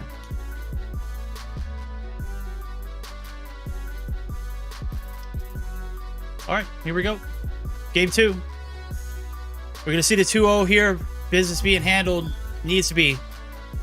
But aside of Zidium, don't quite need to be. Obviously, I'm trying to paint a picture for this team to, you know, find their way to success. If they're flawless, there's no question about it. They're going to make it. If they are not, there are opportunities for other teams to make their way up. Zidium, you want to, you know, secure your slot. Obviously, there's no such things as secure when it comes to playoffs. Anything can happen, but to get better odds, it's got to start here on these first series, and this one has a higher chance for a 2-0. Let's see you get those points and do what we see other teams not be able to do earlier tonight. Now, as First Blood's coming through, not quite. Jazz is in the middle of the map. Shut down. Maddie wins that one, make it a 2-piece for him. Before he's out there, Say's going to be able to finally take the Madman down, but damage has been done. It's a 1-for-2 trade. Defense standing strong, the attack trying to fight and claw back into it. 2-for-1 trade, still in favor of Void, so maybe something can happen in here. Still waiting. They got the opportunity. They're defending, most importantly, so they can just lay back and wait for something to come in front of them, or just wait. Just wait it out. Gold in here, not a good timing for him. He started looking at a side, but gets the call for Vince to take that kill onto Mojito. 3 versus 2. Bomb still in hands of Says, but they're not on a great spot now. It's already been over a minute. They are still losing player-wise in this round. They're beginning to try to shift the way that they're approaching this one up, but it's been really good to see that Void are committed to just waiting, you know? They're playing the waiting game, and that is definitely going to be paying off, in my opinion. In here, pushing through the side of Ticket now, there's Say's trying to surprise, but the second he even begins to bait or whatever that might be, he's going to be heard. Did they not? Spam. Okay, he does here, but misses the shot. Oh, boy. There. Bombs down. 35 seconds. 3v2, you've got the numbers. Should be a clean hit. Says, though. There's no shot. Shaking it up. Able to get the damage in on one. That's even in the odds. Doom now on the trail. Has to jump down. Gets the kill. But he loses out on his teammate. Mirage Lior has every intel possible. The 2v3 clutch. Brought to you by that bomb going down. ASAP Says. Would have clutched it up for the team there. Mirage Lior able to close down that last player. And a great little post-plant setup for the boys over at Zidium. Oh, maybe they need to learn what to do whenever you feel like you're choking, because my goodness, how do you even lose that round? But anyway, it's alright. Story of the past. They've lost the first one, but what about the second? Let's see what they do. Maddie pushing forward will quickly be spotted by Mojito, who immediately continues pushing forward. One of his eyes is going to be taken down, but Mojito still up and running. On the top side of red, will spot an enemy at the distance and takes him down like it's nothing. Mojito just causing damage, causing pain onto the opponents, going for the third one, doing a little bit of damage onto Svan, but not going to be enough. 3 versus 4. Nope. 3 gets the call that Spam was there, so goes for that kill and takes it like it's nothing. Now with the bomb already down and only a single member alive, Bins. Bins, oh Bins. 1v4, the bomb's down, not a lot that you can do.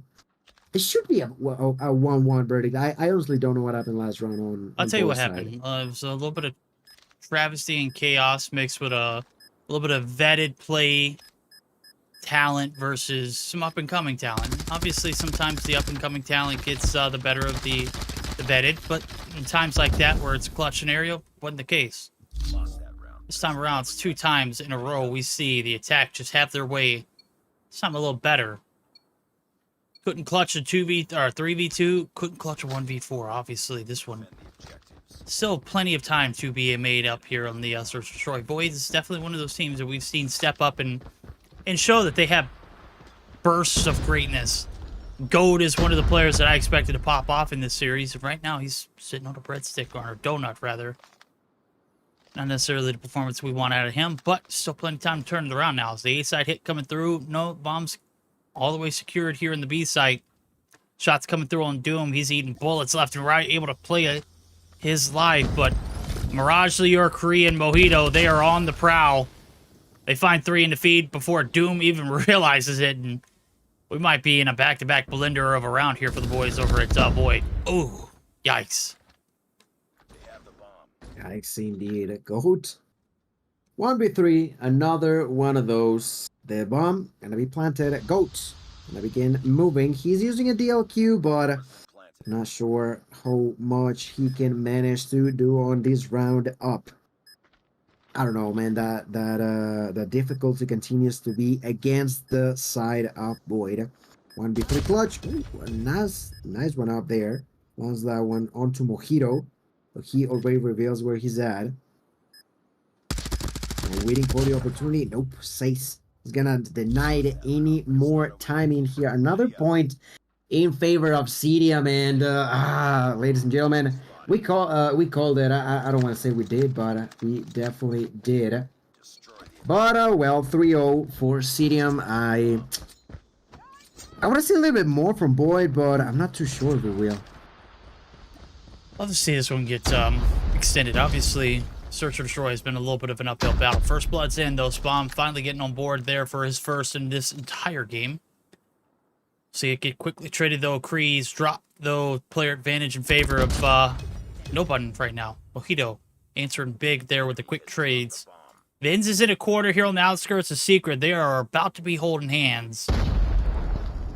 And Vins played it to... Oh, my God, he didn't see him. Wow. Mojito. Look at this. Free kill. Mojito, perfect timing, man. Perfect positioning.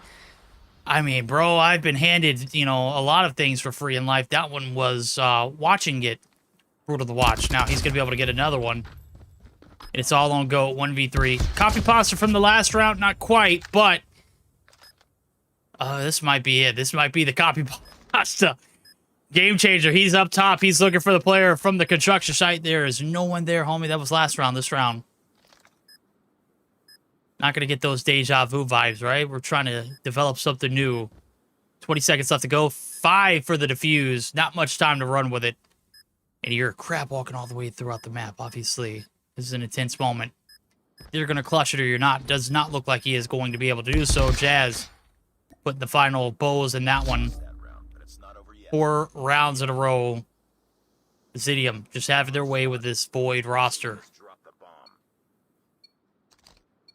Well, 4-0, 5th round. Let's go. Let's roll. And for it, I want to go with Mojito. He is usually the most up-forward player. Just going for a lot of aggression now through the smoke. Begins to push in. Takes that kill onto Mari. I'm telling you, Mojito is truly bloodthirsty on this one up. He wants to get as many kills as possible. Says, gonna be trying to do the exact same thing, but Gold is gonna say no to that. Gold with the trade, as that's now gonna be a 1-to-1 trade. Doom finds that kill into Kree. The bomb is now gonna be on the ground for the side of CODM. Mojito on a great angle. He's done it in the past, and he's been surprising so many different players that it'd be to no one's shock if he does it again. He's not even gonna go for the bomb. He's just waiting to hear something, see something, take another kill, getting closer already to the double digits as we are only on round 5, something that you don't necessarily see too often, but Mojito definitely making it rain onto the opponents now. A minute has passed, and a little bit more of a slow approach on the side of CODM, and I think that might have something to do with the fact that they lost control over the bomb. But the second we see there that Mirage took control over it once again, I'm sure they're going to be pushing now soon. Yeah, Mojito not going to be pushing. Mans has been sitting here for the entirety. Doom finally gets a chance to shut him down, though, as he does move, and he makes one wrong one. And out the spawn he goes. We'll see him next round. Top side, Mirage kind of has an idea that someone's got to be peeking it, but the COD timing doesn't pan out for him. Sabam from the top rope gets to first there. Jazz now trying to collect the bomb, trying to put up a Hail Mary of a shot. This round does go in favor of Void.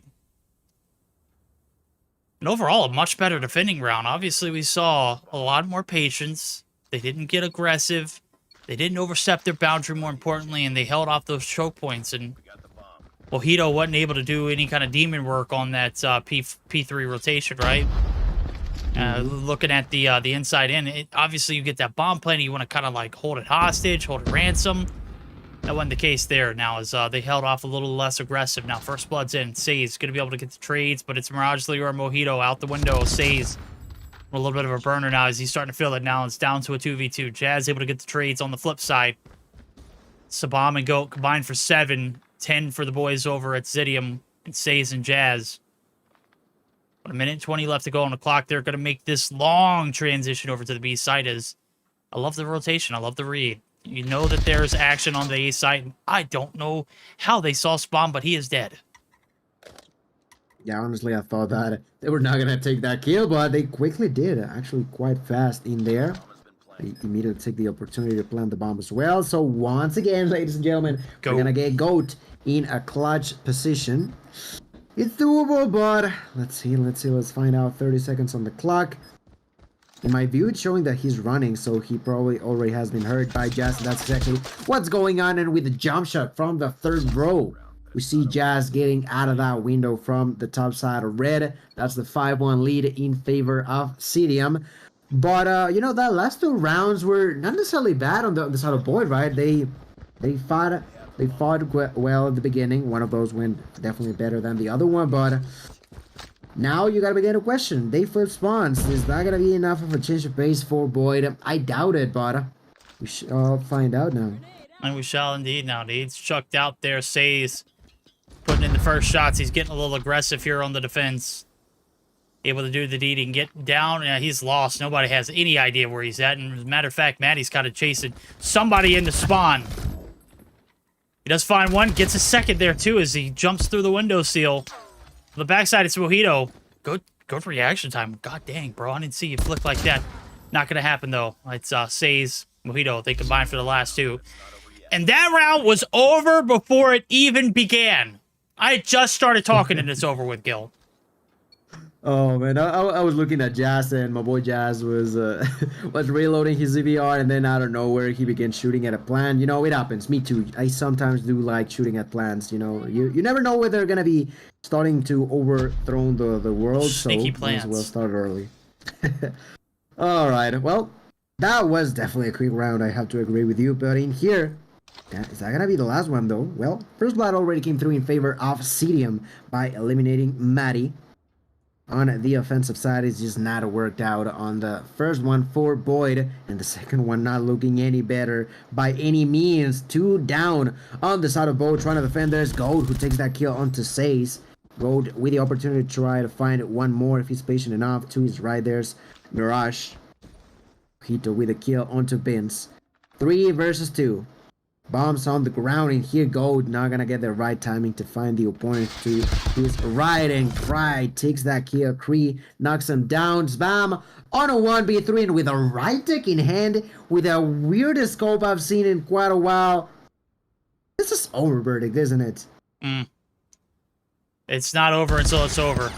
Cree says It's over. It's over. Well, man. we hate to see this one go down in the books as a 2-0, but if you're Zidium fans and you are Zidium, you are definitely starting to feel the vibes for a playoff run. Certainly possible now is next week. It's going to be the trial and testament. They face off against Icemont, and we tell you, based off what we've seen from Icemont these past few weeks, not a lot of high hopes for them. Sold back there in the Enigma series. Could have been a 2-1, could have been a 2-0 even at times, but Search or Destroy still not on par. Search or Destroy here for Zidium. It's on point, bro. They made it look easy. Of course, those 20 points, they don't come for free. 7-1, 250 to 96. I mean, come on now. That's about as easy as it comes here now as we start to see the post-action report. 10 on board for Says, Mojito for 11, 7 for Kree, 5 and 4 for Mirage Lure and Jazz, but yikes, this one was brutal. We'll take it back to the desk of someone who's going to be a little more forgiving. Dieta, talk to us. That series. Expected a 2-0, right? Though? Yeah. I was expecting, but I'm not as forgiving as you say, though. Okay. Maybe no, I'm joking. Let him cook. Let him cook. No, but like, I was expecting to a 2-0, right? We started with a good P1 and a good transition to P2 on the side of Void, but then P3, P4, even P5 was locked on the side of Zitium. They started to pick up a lot of points, and in the first set of rotations, they already had a lot of points a lead, right? I think it was almost 100. Going into the second set of heals, P1, on the P1, the operators were used on both sides, right? And the P2 was again a lockdown for Zitium. So all across, after that P2, I think from the first set of heal, it was all about Zitium, their control over the map, the kills that they had, and overall the OBJ that they played, right? I did spectate Jazz a lot of time because he was on the point. He was also using Tempest, right? Something that I don't really see as often, especially now that Goliath is not here anymore. Well, it's banned, right? So Goliath, he was using the Tempest, and he was actually getting a lot of kills with it. All right, we did end up with a win on the side of Zitium, and Mojito was the MVP with 28 kills, but we did had Jazz who dropped 27. He had 2 minutes 02 on the point, and also Mojito 229 on the OBJ too. You can see already 2 players playing on the OBJ and having more than 2 minutes is massive, right? You can see also in the kills, we didn't had like 30, 40, 50 kills, right? Because the game was actually very fast. Zitium played the OBJ very, very good, had always control over the map and always the spawns, right? So it was a good hard win for them. Now moving to the SND, right? We started on the defensive side for Void, so I was expecting that they might have maybe a couple of rounds in their favor. But Zitium actually got 4 rounds, the first 4 rounds in their favor. They always picked up kills. It was always gold almost against 2 or 3 players from Zitium, so it was very, very hard. They actually planted the bomb a couple of times too. So after we switched sides, it was kind of the same, right? We did get just one round in favor of Void, and after that Zitium just picked up 2 more and actually won. Sage was the MVP with 10 kills. But yeah, definitely we did saw multiple times 1v3, 1v2, right? And God was the player who was usually the last one, and yeah, it was quite difficult for him. But this was the 3rd game of tonight. We're gonna take a short break, right? And we're gonna be back after we hear a word from our sponsor, Grilla and COD Mobile.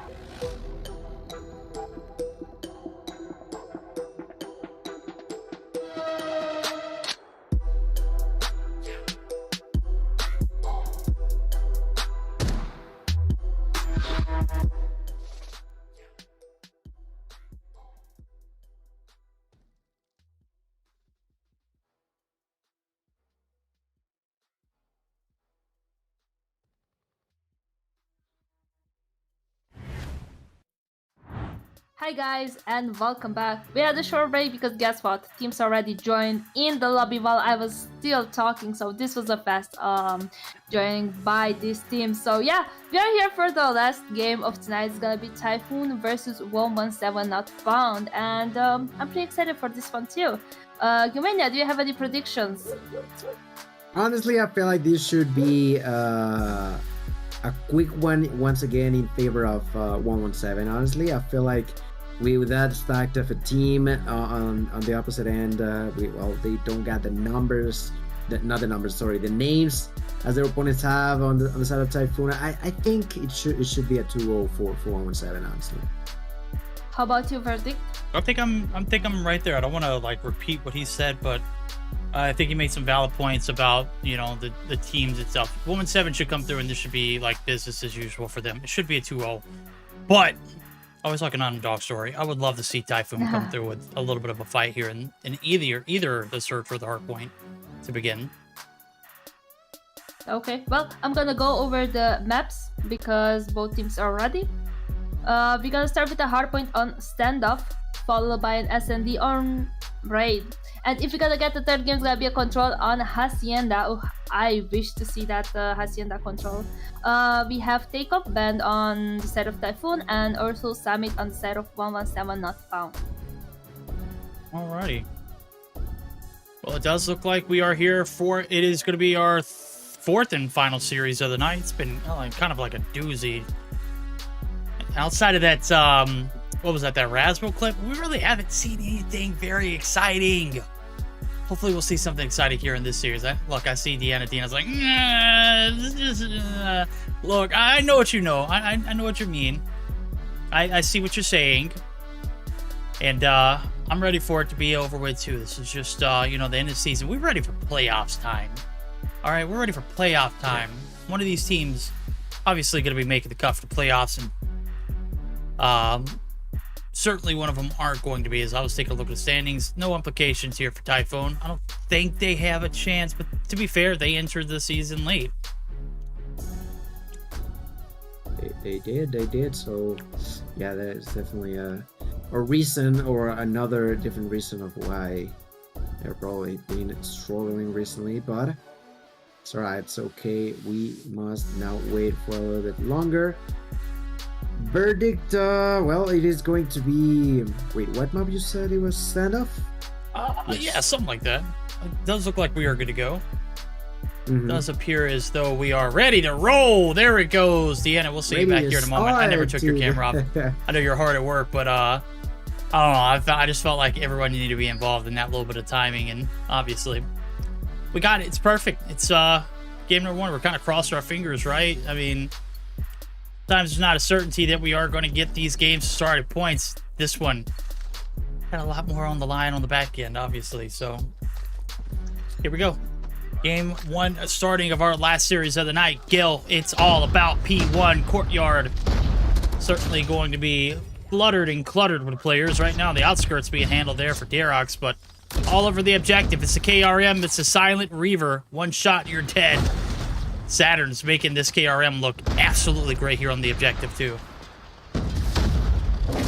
Indeed, Saturn's doing a great job here with the KRM, trying to find the third and almost the fourth one. It was only a hit marker against Captain, and Captain himself will not be enough to actually get inside of the hill. The next one to try to push forward is Rasmus. Another shot. Okay, Verdict. Two shotties. Sounding fancy already to begin with. I'm liking it. I love it. I know that Ken would be like already screaming at it. Oh yeah, man. We wouldn't be able to get him to shut up right now.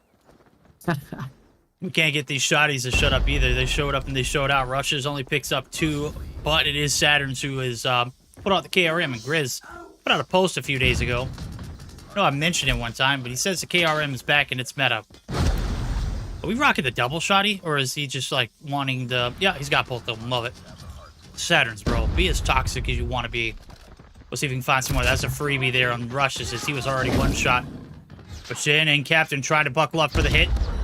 It is going to be Kairu who is able to find the shot through the backside, but is not going to be able to get the job done to secure these points now, as P2 is about halfway done. It's been a lockdown here for the side of 117 not found. Not a bit of contesting time. The results at a break here for Typhoon.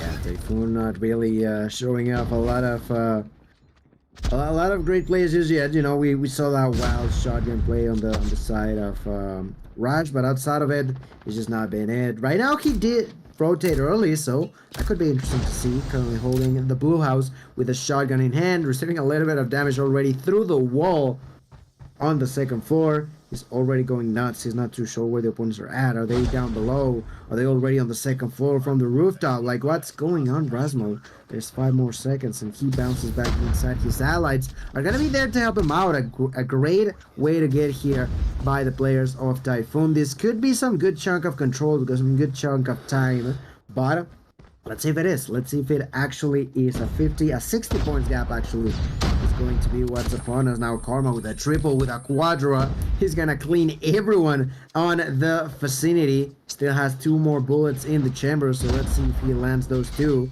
at a distance. No, runs out of time. Holger in hand, 15 kills. 15 kills already for Karma. He's rocking the enemy's world. No, he's rocking his world, rocking ours as well. Top blue lockdown. The break certainly sticking now for the last 20 seconds. You can already see. Players of blue have made their way over to the market side. This is where they make their regain. This is where we put our last stand. Not so fast, my friend. Derek's already starting to spoil. Finally shut down, though, as Skyru, with the helps of the TAC 5, going to be able to stay alive. I mean, obviously, melee is still is it still one shot, even if you have the TAC 5? I'm assuming it is. I think so. I think so, too, as well. Assuming and asking, you know, those go hand in hand, though. Right now, turn around here on the P4 rotation. It's the big market side hit, but it is Saturn's coming through with Darox. They got 4 in the feed, bro. They got the break. They only have 1 player to deal with up top.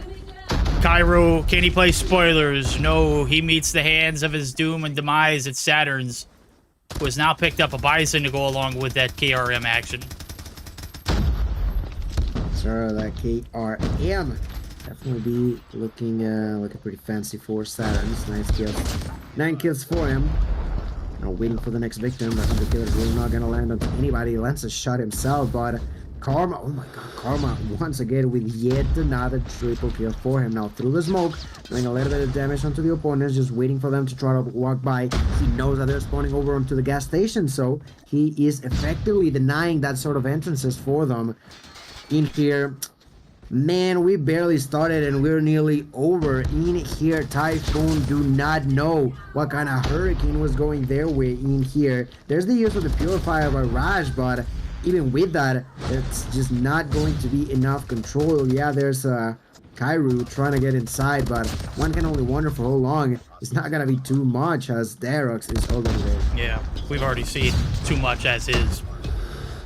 Break here in the P1 site, a little bit of a contest. It's Saturn's now last player alive, waiting for the cavalry. Here comes the hit from both players. It's Caesar. It's Karma, both shut down, but Lucky able to find himself on the hill. Now, as we get geared up for it, is going to be our only chance for this one. Listen in, this one's getting out of hand. It's been out of hand. We're going to go ahead and dive in with the Spanish connection to see how they sound on this P1 to P2 connection.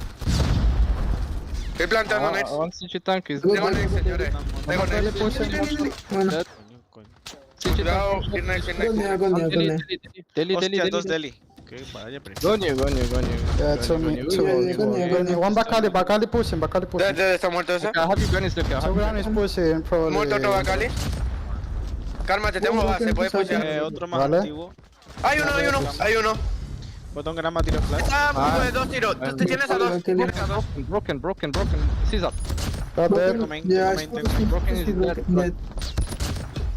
Spawn Bacali. In net. Oh, nice concussion, GG. One ball market. One bottom ground is right now. Tienen tag, they have They're tag, they on have tag. Bacali, yeah? Two ball market on me. They got tag. One more bottom ground is. Nada red card. One blue van, they have to go. Market. Dios. Main dead. One gas. He's going buffer. I kill him.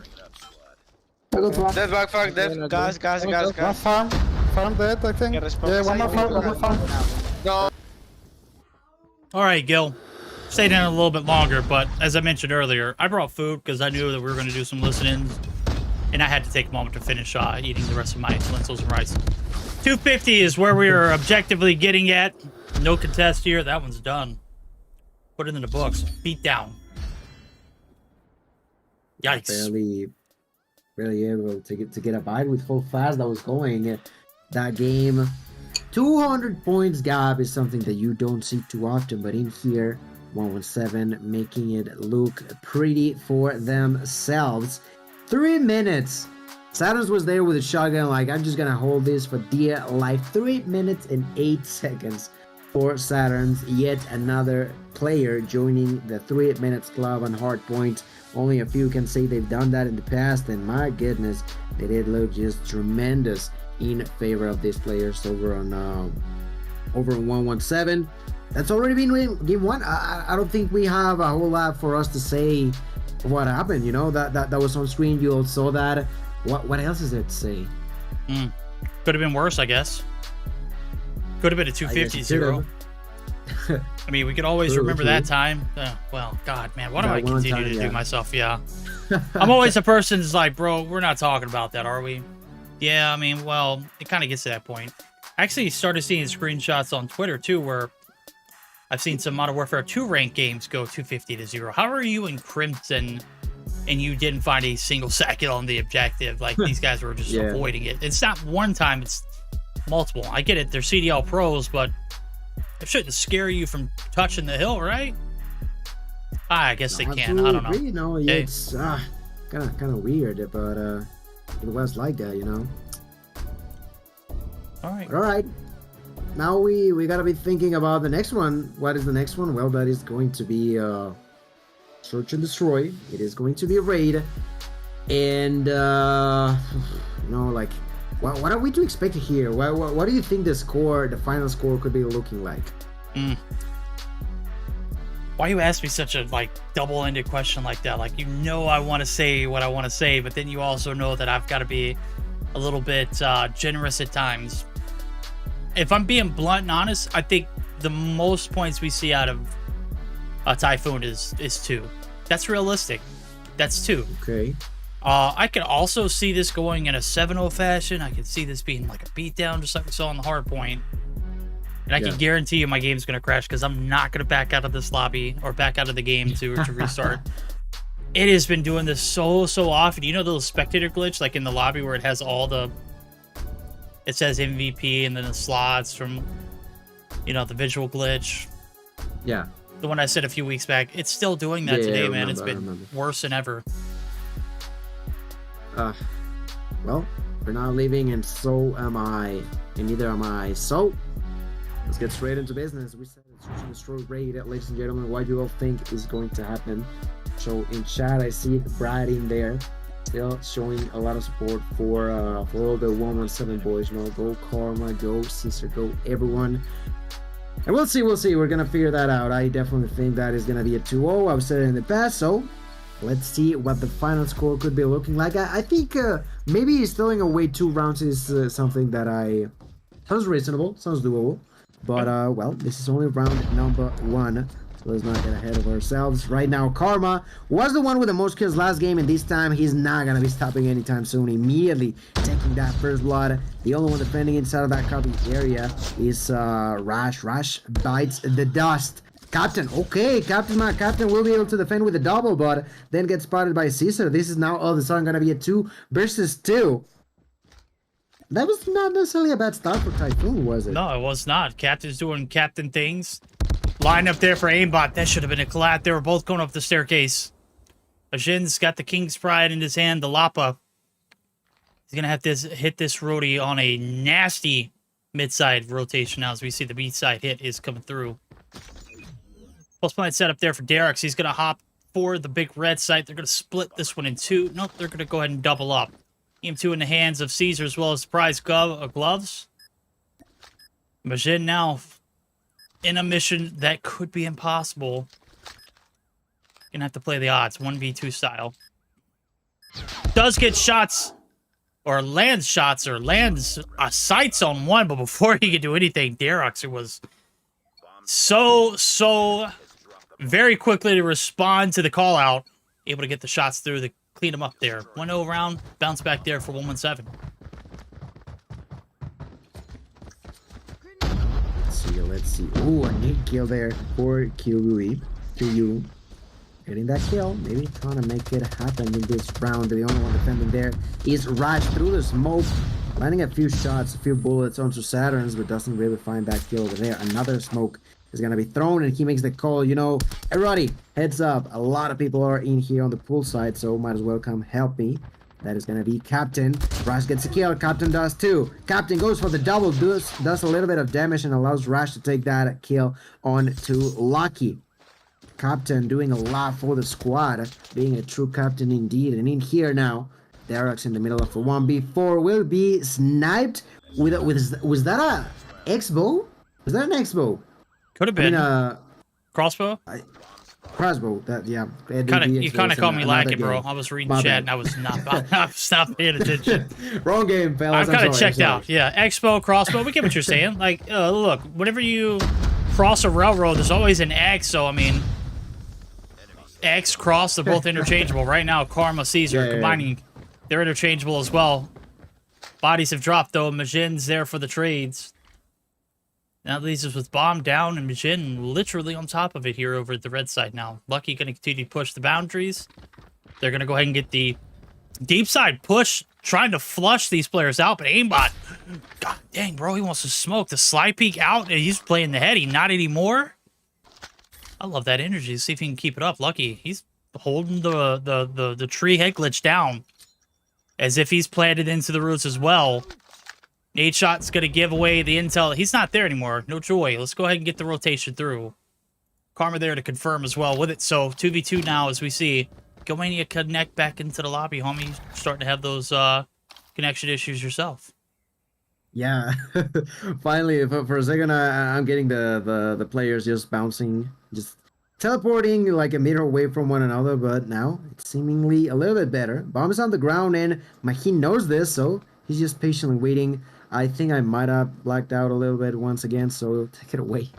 Oh, I got you right here. Majin holding the fort down here on the Zig area, able to take down the first, and Lucky. Now the trade, nobody's there for it. It's Aimbot. Last little bit of intel gives you the knowledge of saying, hey, this player was holding the laundry head glitch. Let's go ahead and double back to the A site. That's what Karma does now. Completely clueless as to what's going on, is now going to be quickly informed. Aimbot now in a prime position to go big, and the reads here. Karma in a 1v1 on the Rocketti is not able to hit a single shot. Karma shutting him down 2-1. And a clutch for the boys over at 117 to put him back in the lead. These have been some stellar rounds, though. I gotta hand it to Typhoon. They have put together quite a pretty decent search defense. Obviously, this is their map. No, this is not their map. They banned Takeoff.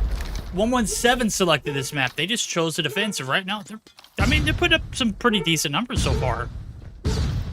Yeah, definitely not bad at all. Captain again with the opportunity to try to defend over, but with a shotgun in hand and a machete. Machete? It's not gonna be easy to try to fight. Yeah, machete is way better for me. Easier, but bombs down. 40 seconds left. Captain, oh my Captain, what are you gonna do next? They're pushing through the staircase. Oh! Let's see how much you can do. Finds one, goes for two, takes it. Let's goes go! for the triple. Oh my god, Captain cleaning up the room like nothing's happening now. 1 versus 2. Lucky gonna land a shot, not gonna be enough, and that's another point thanks to the Captain himself. Look at all those bodies up top. And that's it. That's it, Captain. My Captain. That's a weird push by yeah, himself. Look, that was a weird push. But I loved every second of it because I caught it, Captain. Man, needed you to go big there. You got the 3-piece there, and your boys, they're right back in it. 2 for 2. As we see, yet again, tied up. You hear the dogs in the background. Look, I get it. They didn't like that play either. They are letting us know. They are voicing their concerns. 117 now trying to bounce back after what could have been another round under their belts. They had plenty of time, plenty of advantage to shut down, but that top staircase is a lethal one to make his way up. 2 for 2 trades, make it 2 for 1 actually, as Rushes finally able to get on board. Rushes, though, going to be taken down. Saturn's feeling it. And 2 players left standing. It's the same 2 that we saw from a few rounds back. Well, let's see. This crossbow, not expo, I apologize, but Maheen might be able to find something if he's careful enough. No, he's actually gonna be concussed. Lapa in hand, his allies down. 1v4, finds one. Good kill, but not gonna be enough here. Karma secured that one with the Krieg 6. Another point in their favor. A 3-2, but not a bad one. Not a bad one by any means. You said it. They're not playing bad here on the side of Typhoon. It's pretty much doable for them to end up with a tie prior to swapping sides. So let's see what they do. Round number 6, the last one before that happens. A lot of aggression from both sides, both clashing in the middle. Caesar with the first blood. Rush immediately answering back with the same amount of aggression. Karma getting the kill onto Kiori. Aimbot takes the knock onto Derek. The 3 versus 2 now about to unfold. Defending on the side of Red Room. There's Aimbot. Misses the first shot, but he knows that they're planning the bomb against the aim with the DLQ. Makes the call for his ally to be in there as soon as possible, but that's still going to be bombed down. 3 versus 2. Aimbot there, not going to have a shot against Lucky. The smoke is going to be thrown back. Captain, he's down to 1v3 in the past, but I doubt it's going to be the same case here. Definitely not. You can already see Karma's already spotted them. Intel's going to be given away. They're just waiting for him to make the reluctant. I don't even know what to say to this. This is like, you know, you're forced. You're damned if you do, you're damned if you don't. He's just playing with time, playing with our emotions, playing with our heartstrings. Nobody getting it close enough. We know that KRM bites. 4-2. Lead still in the hands of 117. They take down Aimbot and they pin down Captain. 1v3 clutches this time around. Payoff round now as we flip sides. 1-7 got the juice, they got the mojo, they got the defense now as they can close this out in only 3 more rounds. 3 more rounds indeed. So let's see. Captain in here pushing forward with a shotgun. Will miss the shot against Saturn's. 3 kills, 4 kills now immediately going in favor of 117. Fury on his own. And there's Derox just zooming with those gloves. It was incredibly fast in there. Not even a fraction of a second to react for the opponent. And well, that is the 5-2. That's round 8. We're moving on to the next one, but I don't know. I definitely get a feeling that Typhoon can pick up a few more rounds for themselves.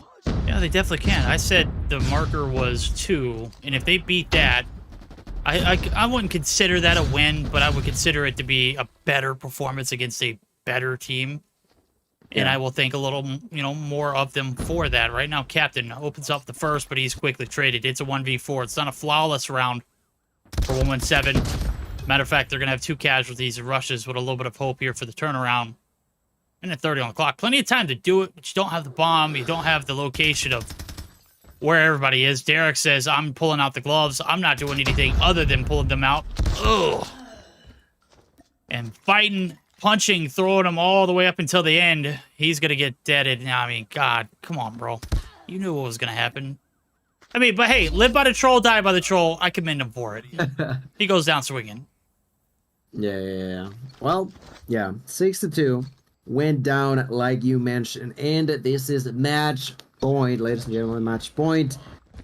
Let's see. Typhoon Captain going as straightforward as he can once again with that shotgun. Let's see what he can do. That chip is not going to land onto anyone. Okay. Double kill there to begin that round for Curie. Captain going forward. You're going to find Karma. Loses that shot. That's now all of a sudden going to be a 4 versus 2. Carrying the bomb, Captain will go towards Bravo. And it seems like Caesar may have a bit of an idea that they're probably going to do something like that. Finds the first opponent, repositions, goes for that kill. Not going to be possible. Lucky on his own. And the bomb is already planted. There we go.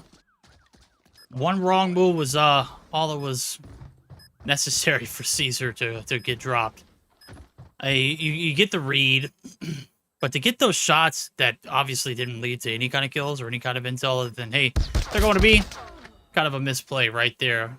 Nonetheless, a little bit of spunk here left in the boys over it. On the side of Typhoon. They might have been swamped all the way up into this round, but like I say, they came through wave after wave, pushing the players in. Made it look good there on that attack round. They divided and conquered.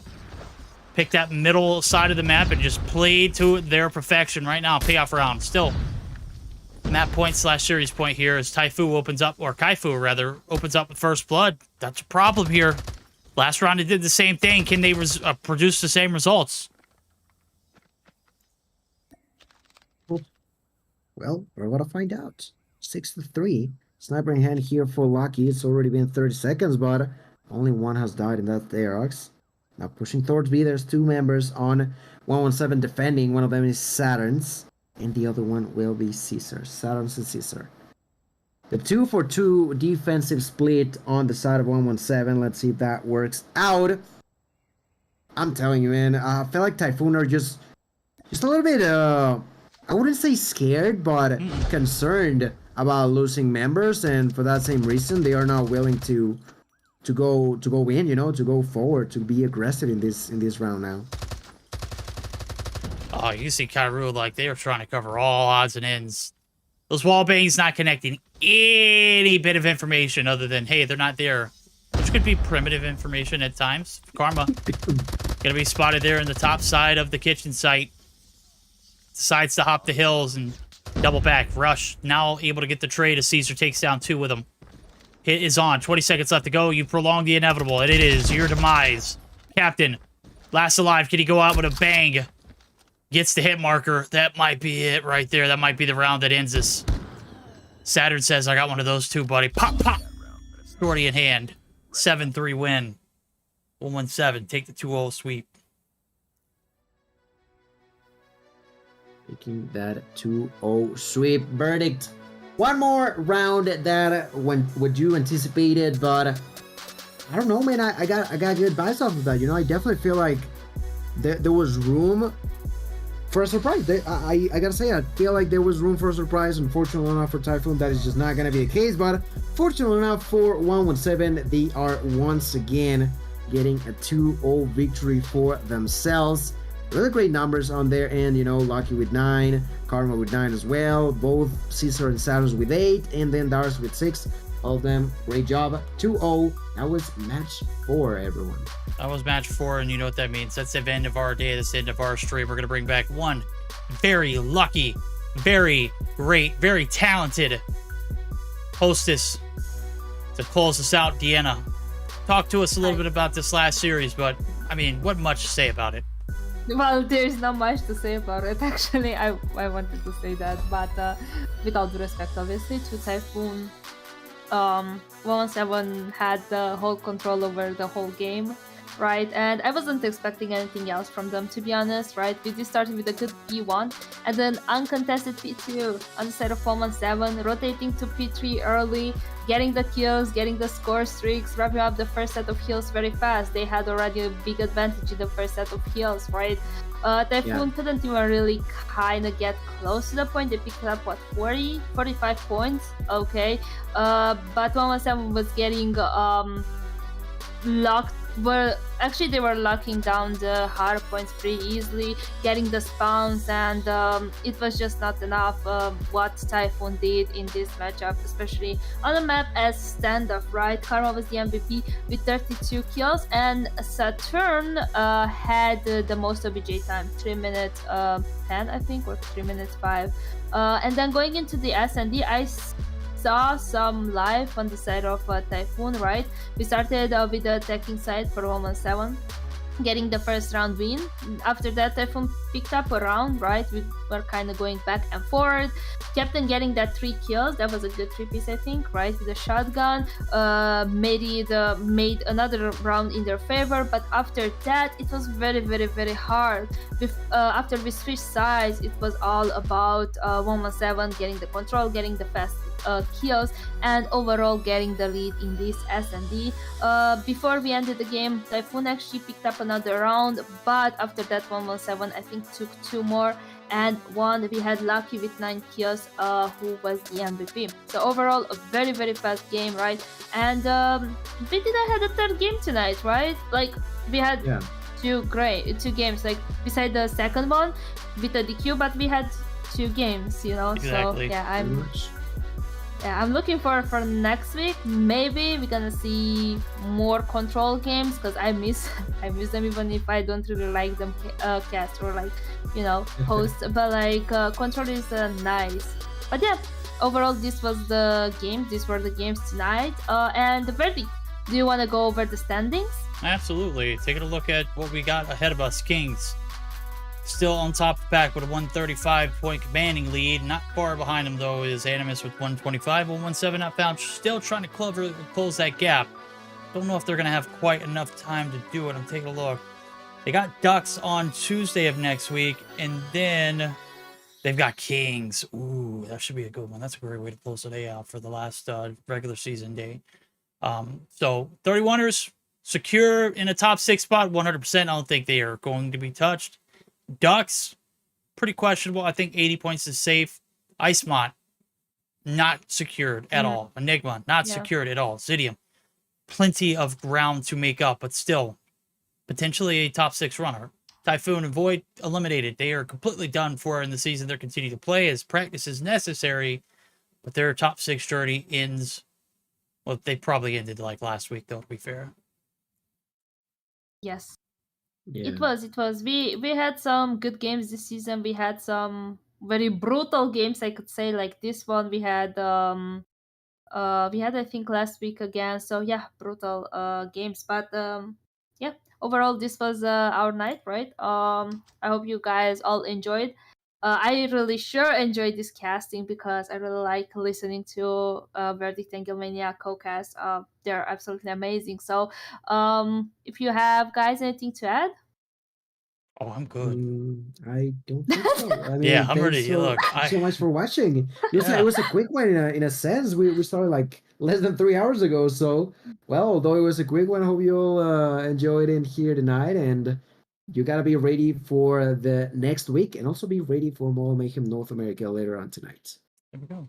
Yes, definitely. You can catch it. I think Verdict you're gonna cast, right? Yeah. And maybe Gilmania. So guys, turn in. It's gonna be very, but it's gonna be fun. Watch it for me too, because I'm gonna be sleeping. She's gonna be in bed watching Criminal Minds. Stop lying. No, I finished the Okay. season, so Okay. Yeah, she's definitely gonna be asleep then. All right, we're gonna get geared up for a raid. Be sure to tune back in, as they mentioned, 8 p.m. Eastern time for Mobile Mayhem North America. Till then, take care. We'll see you then.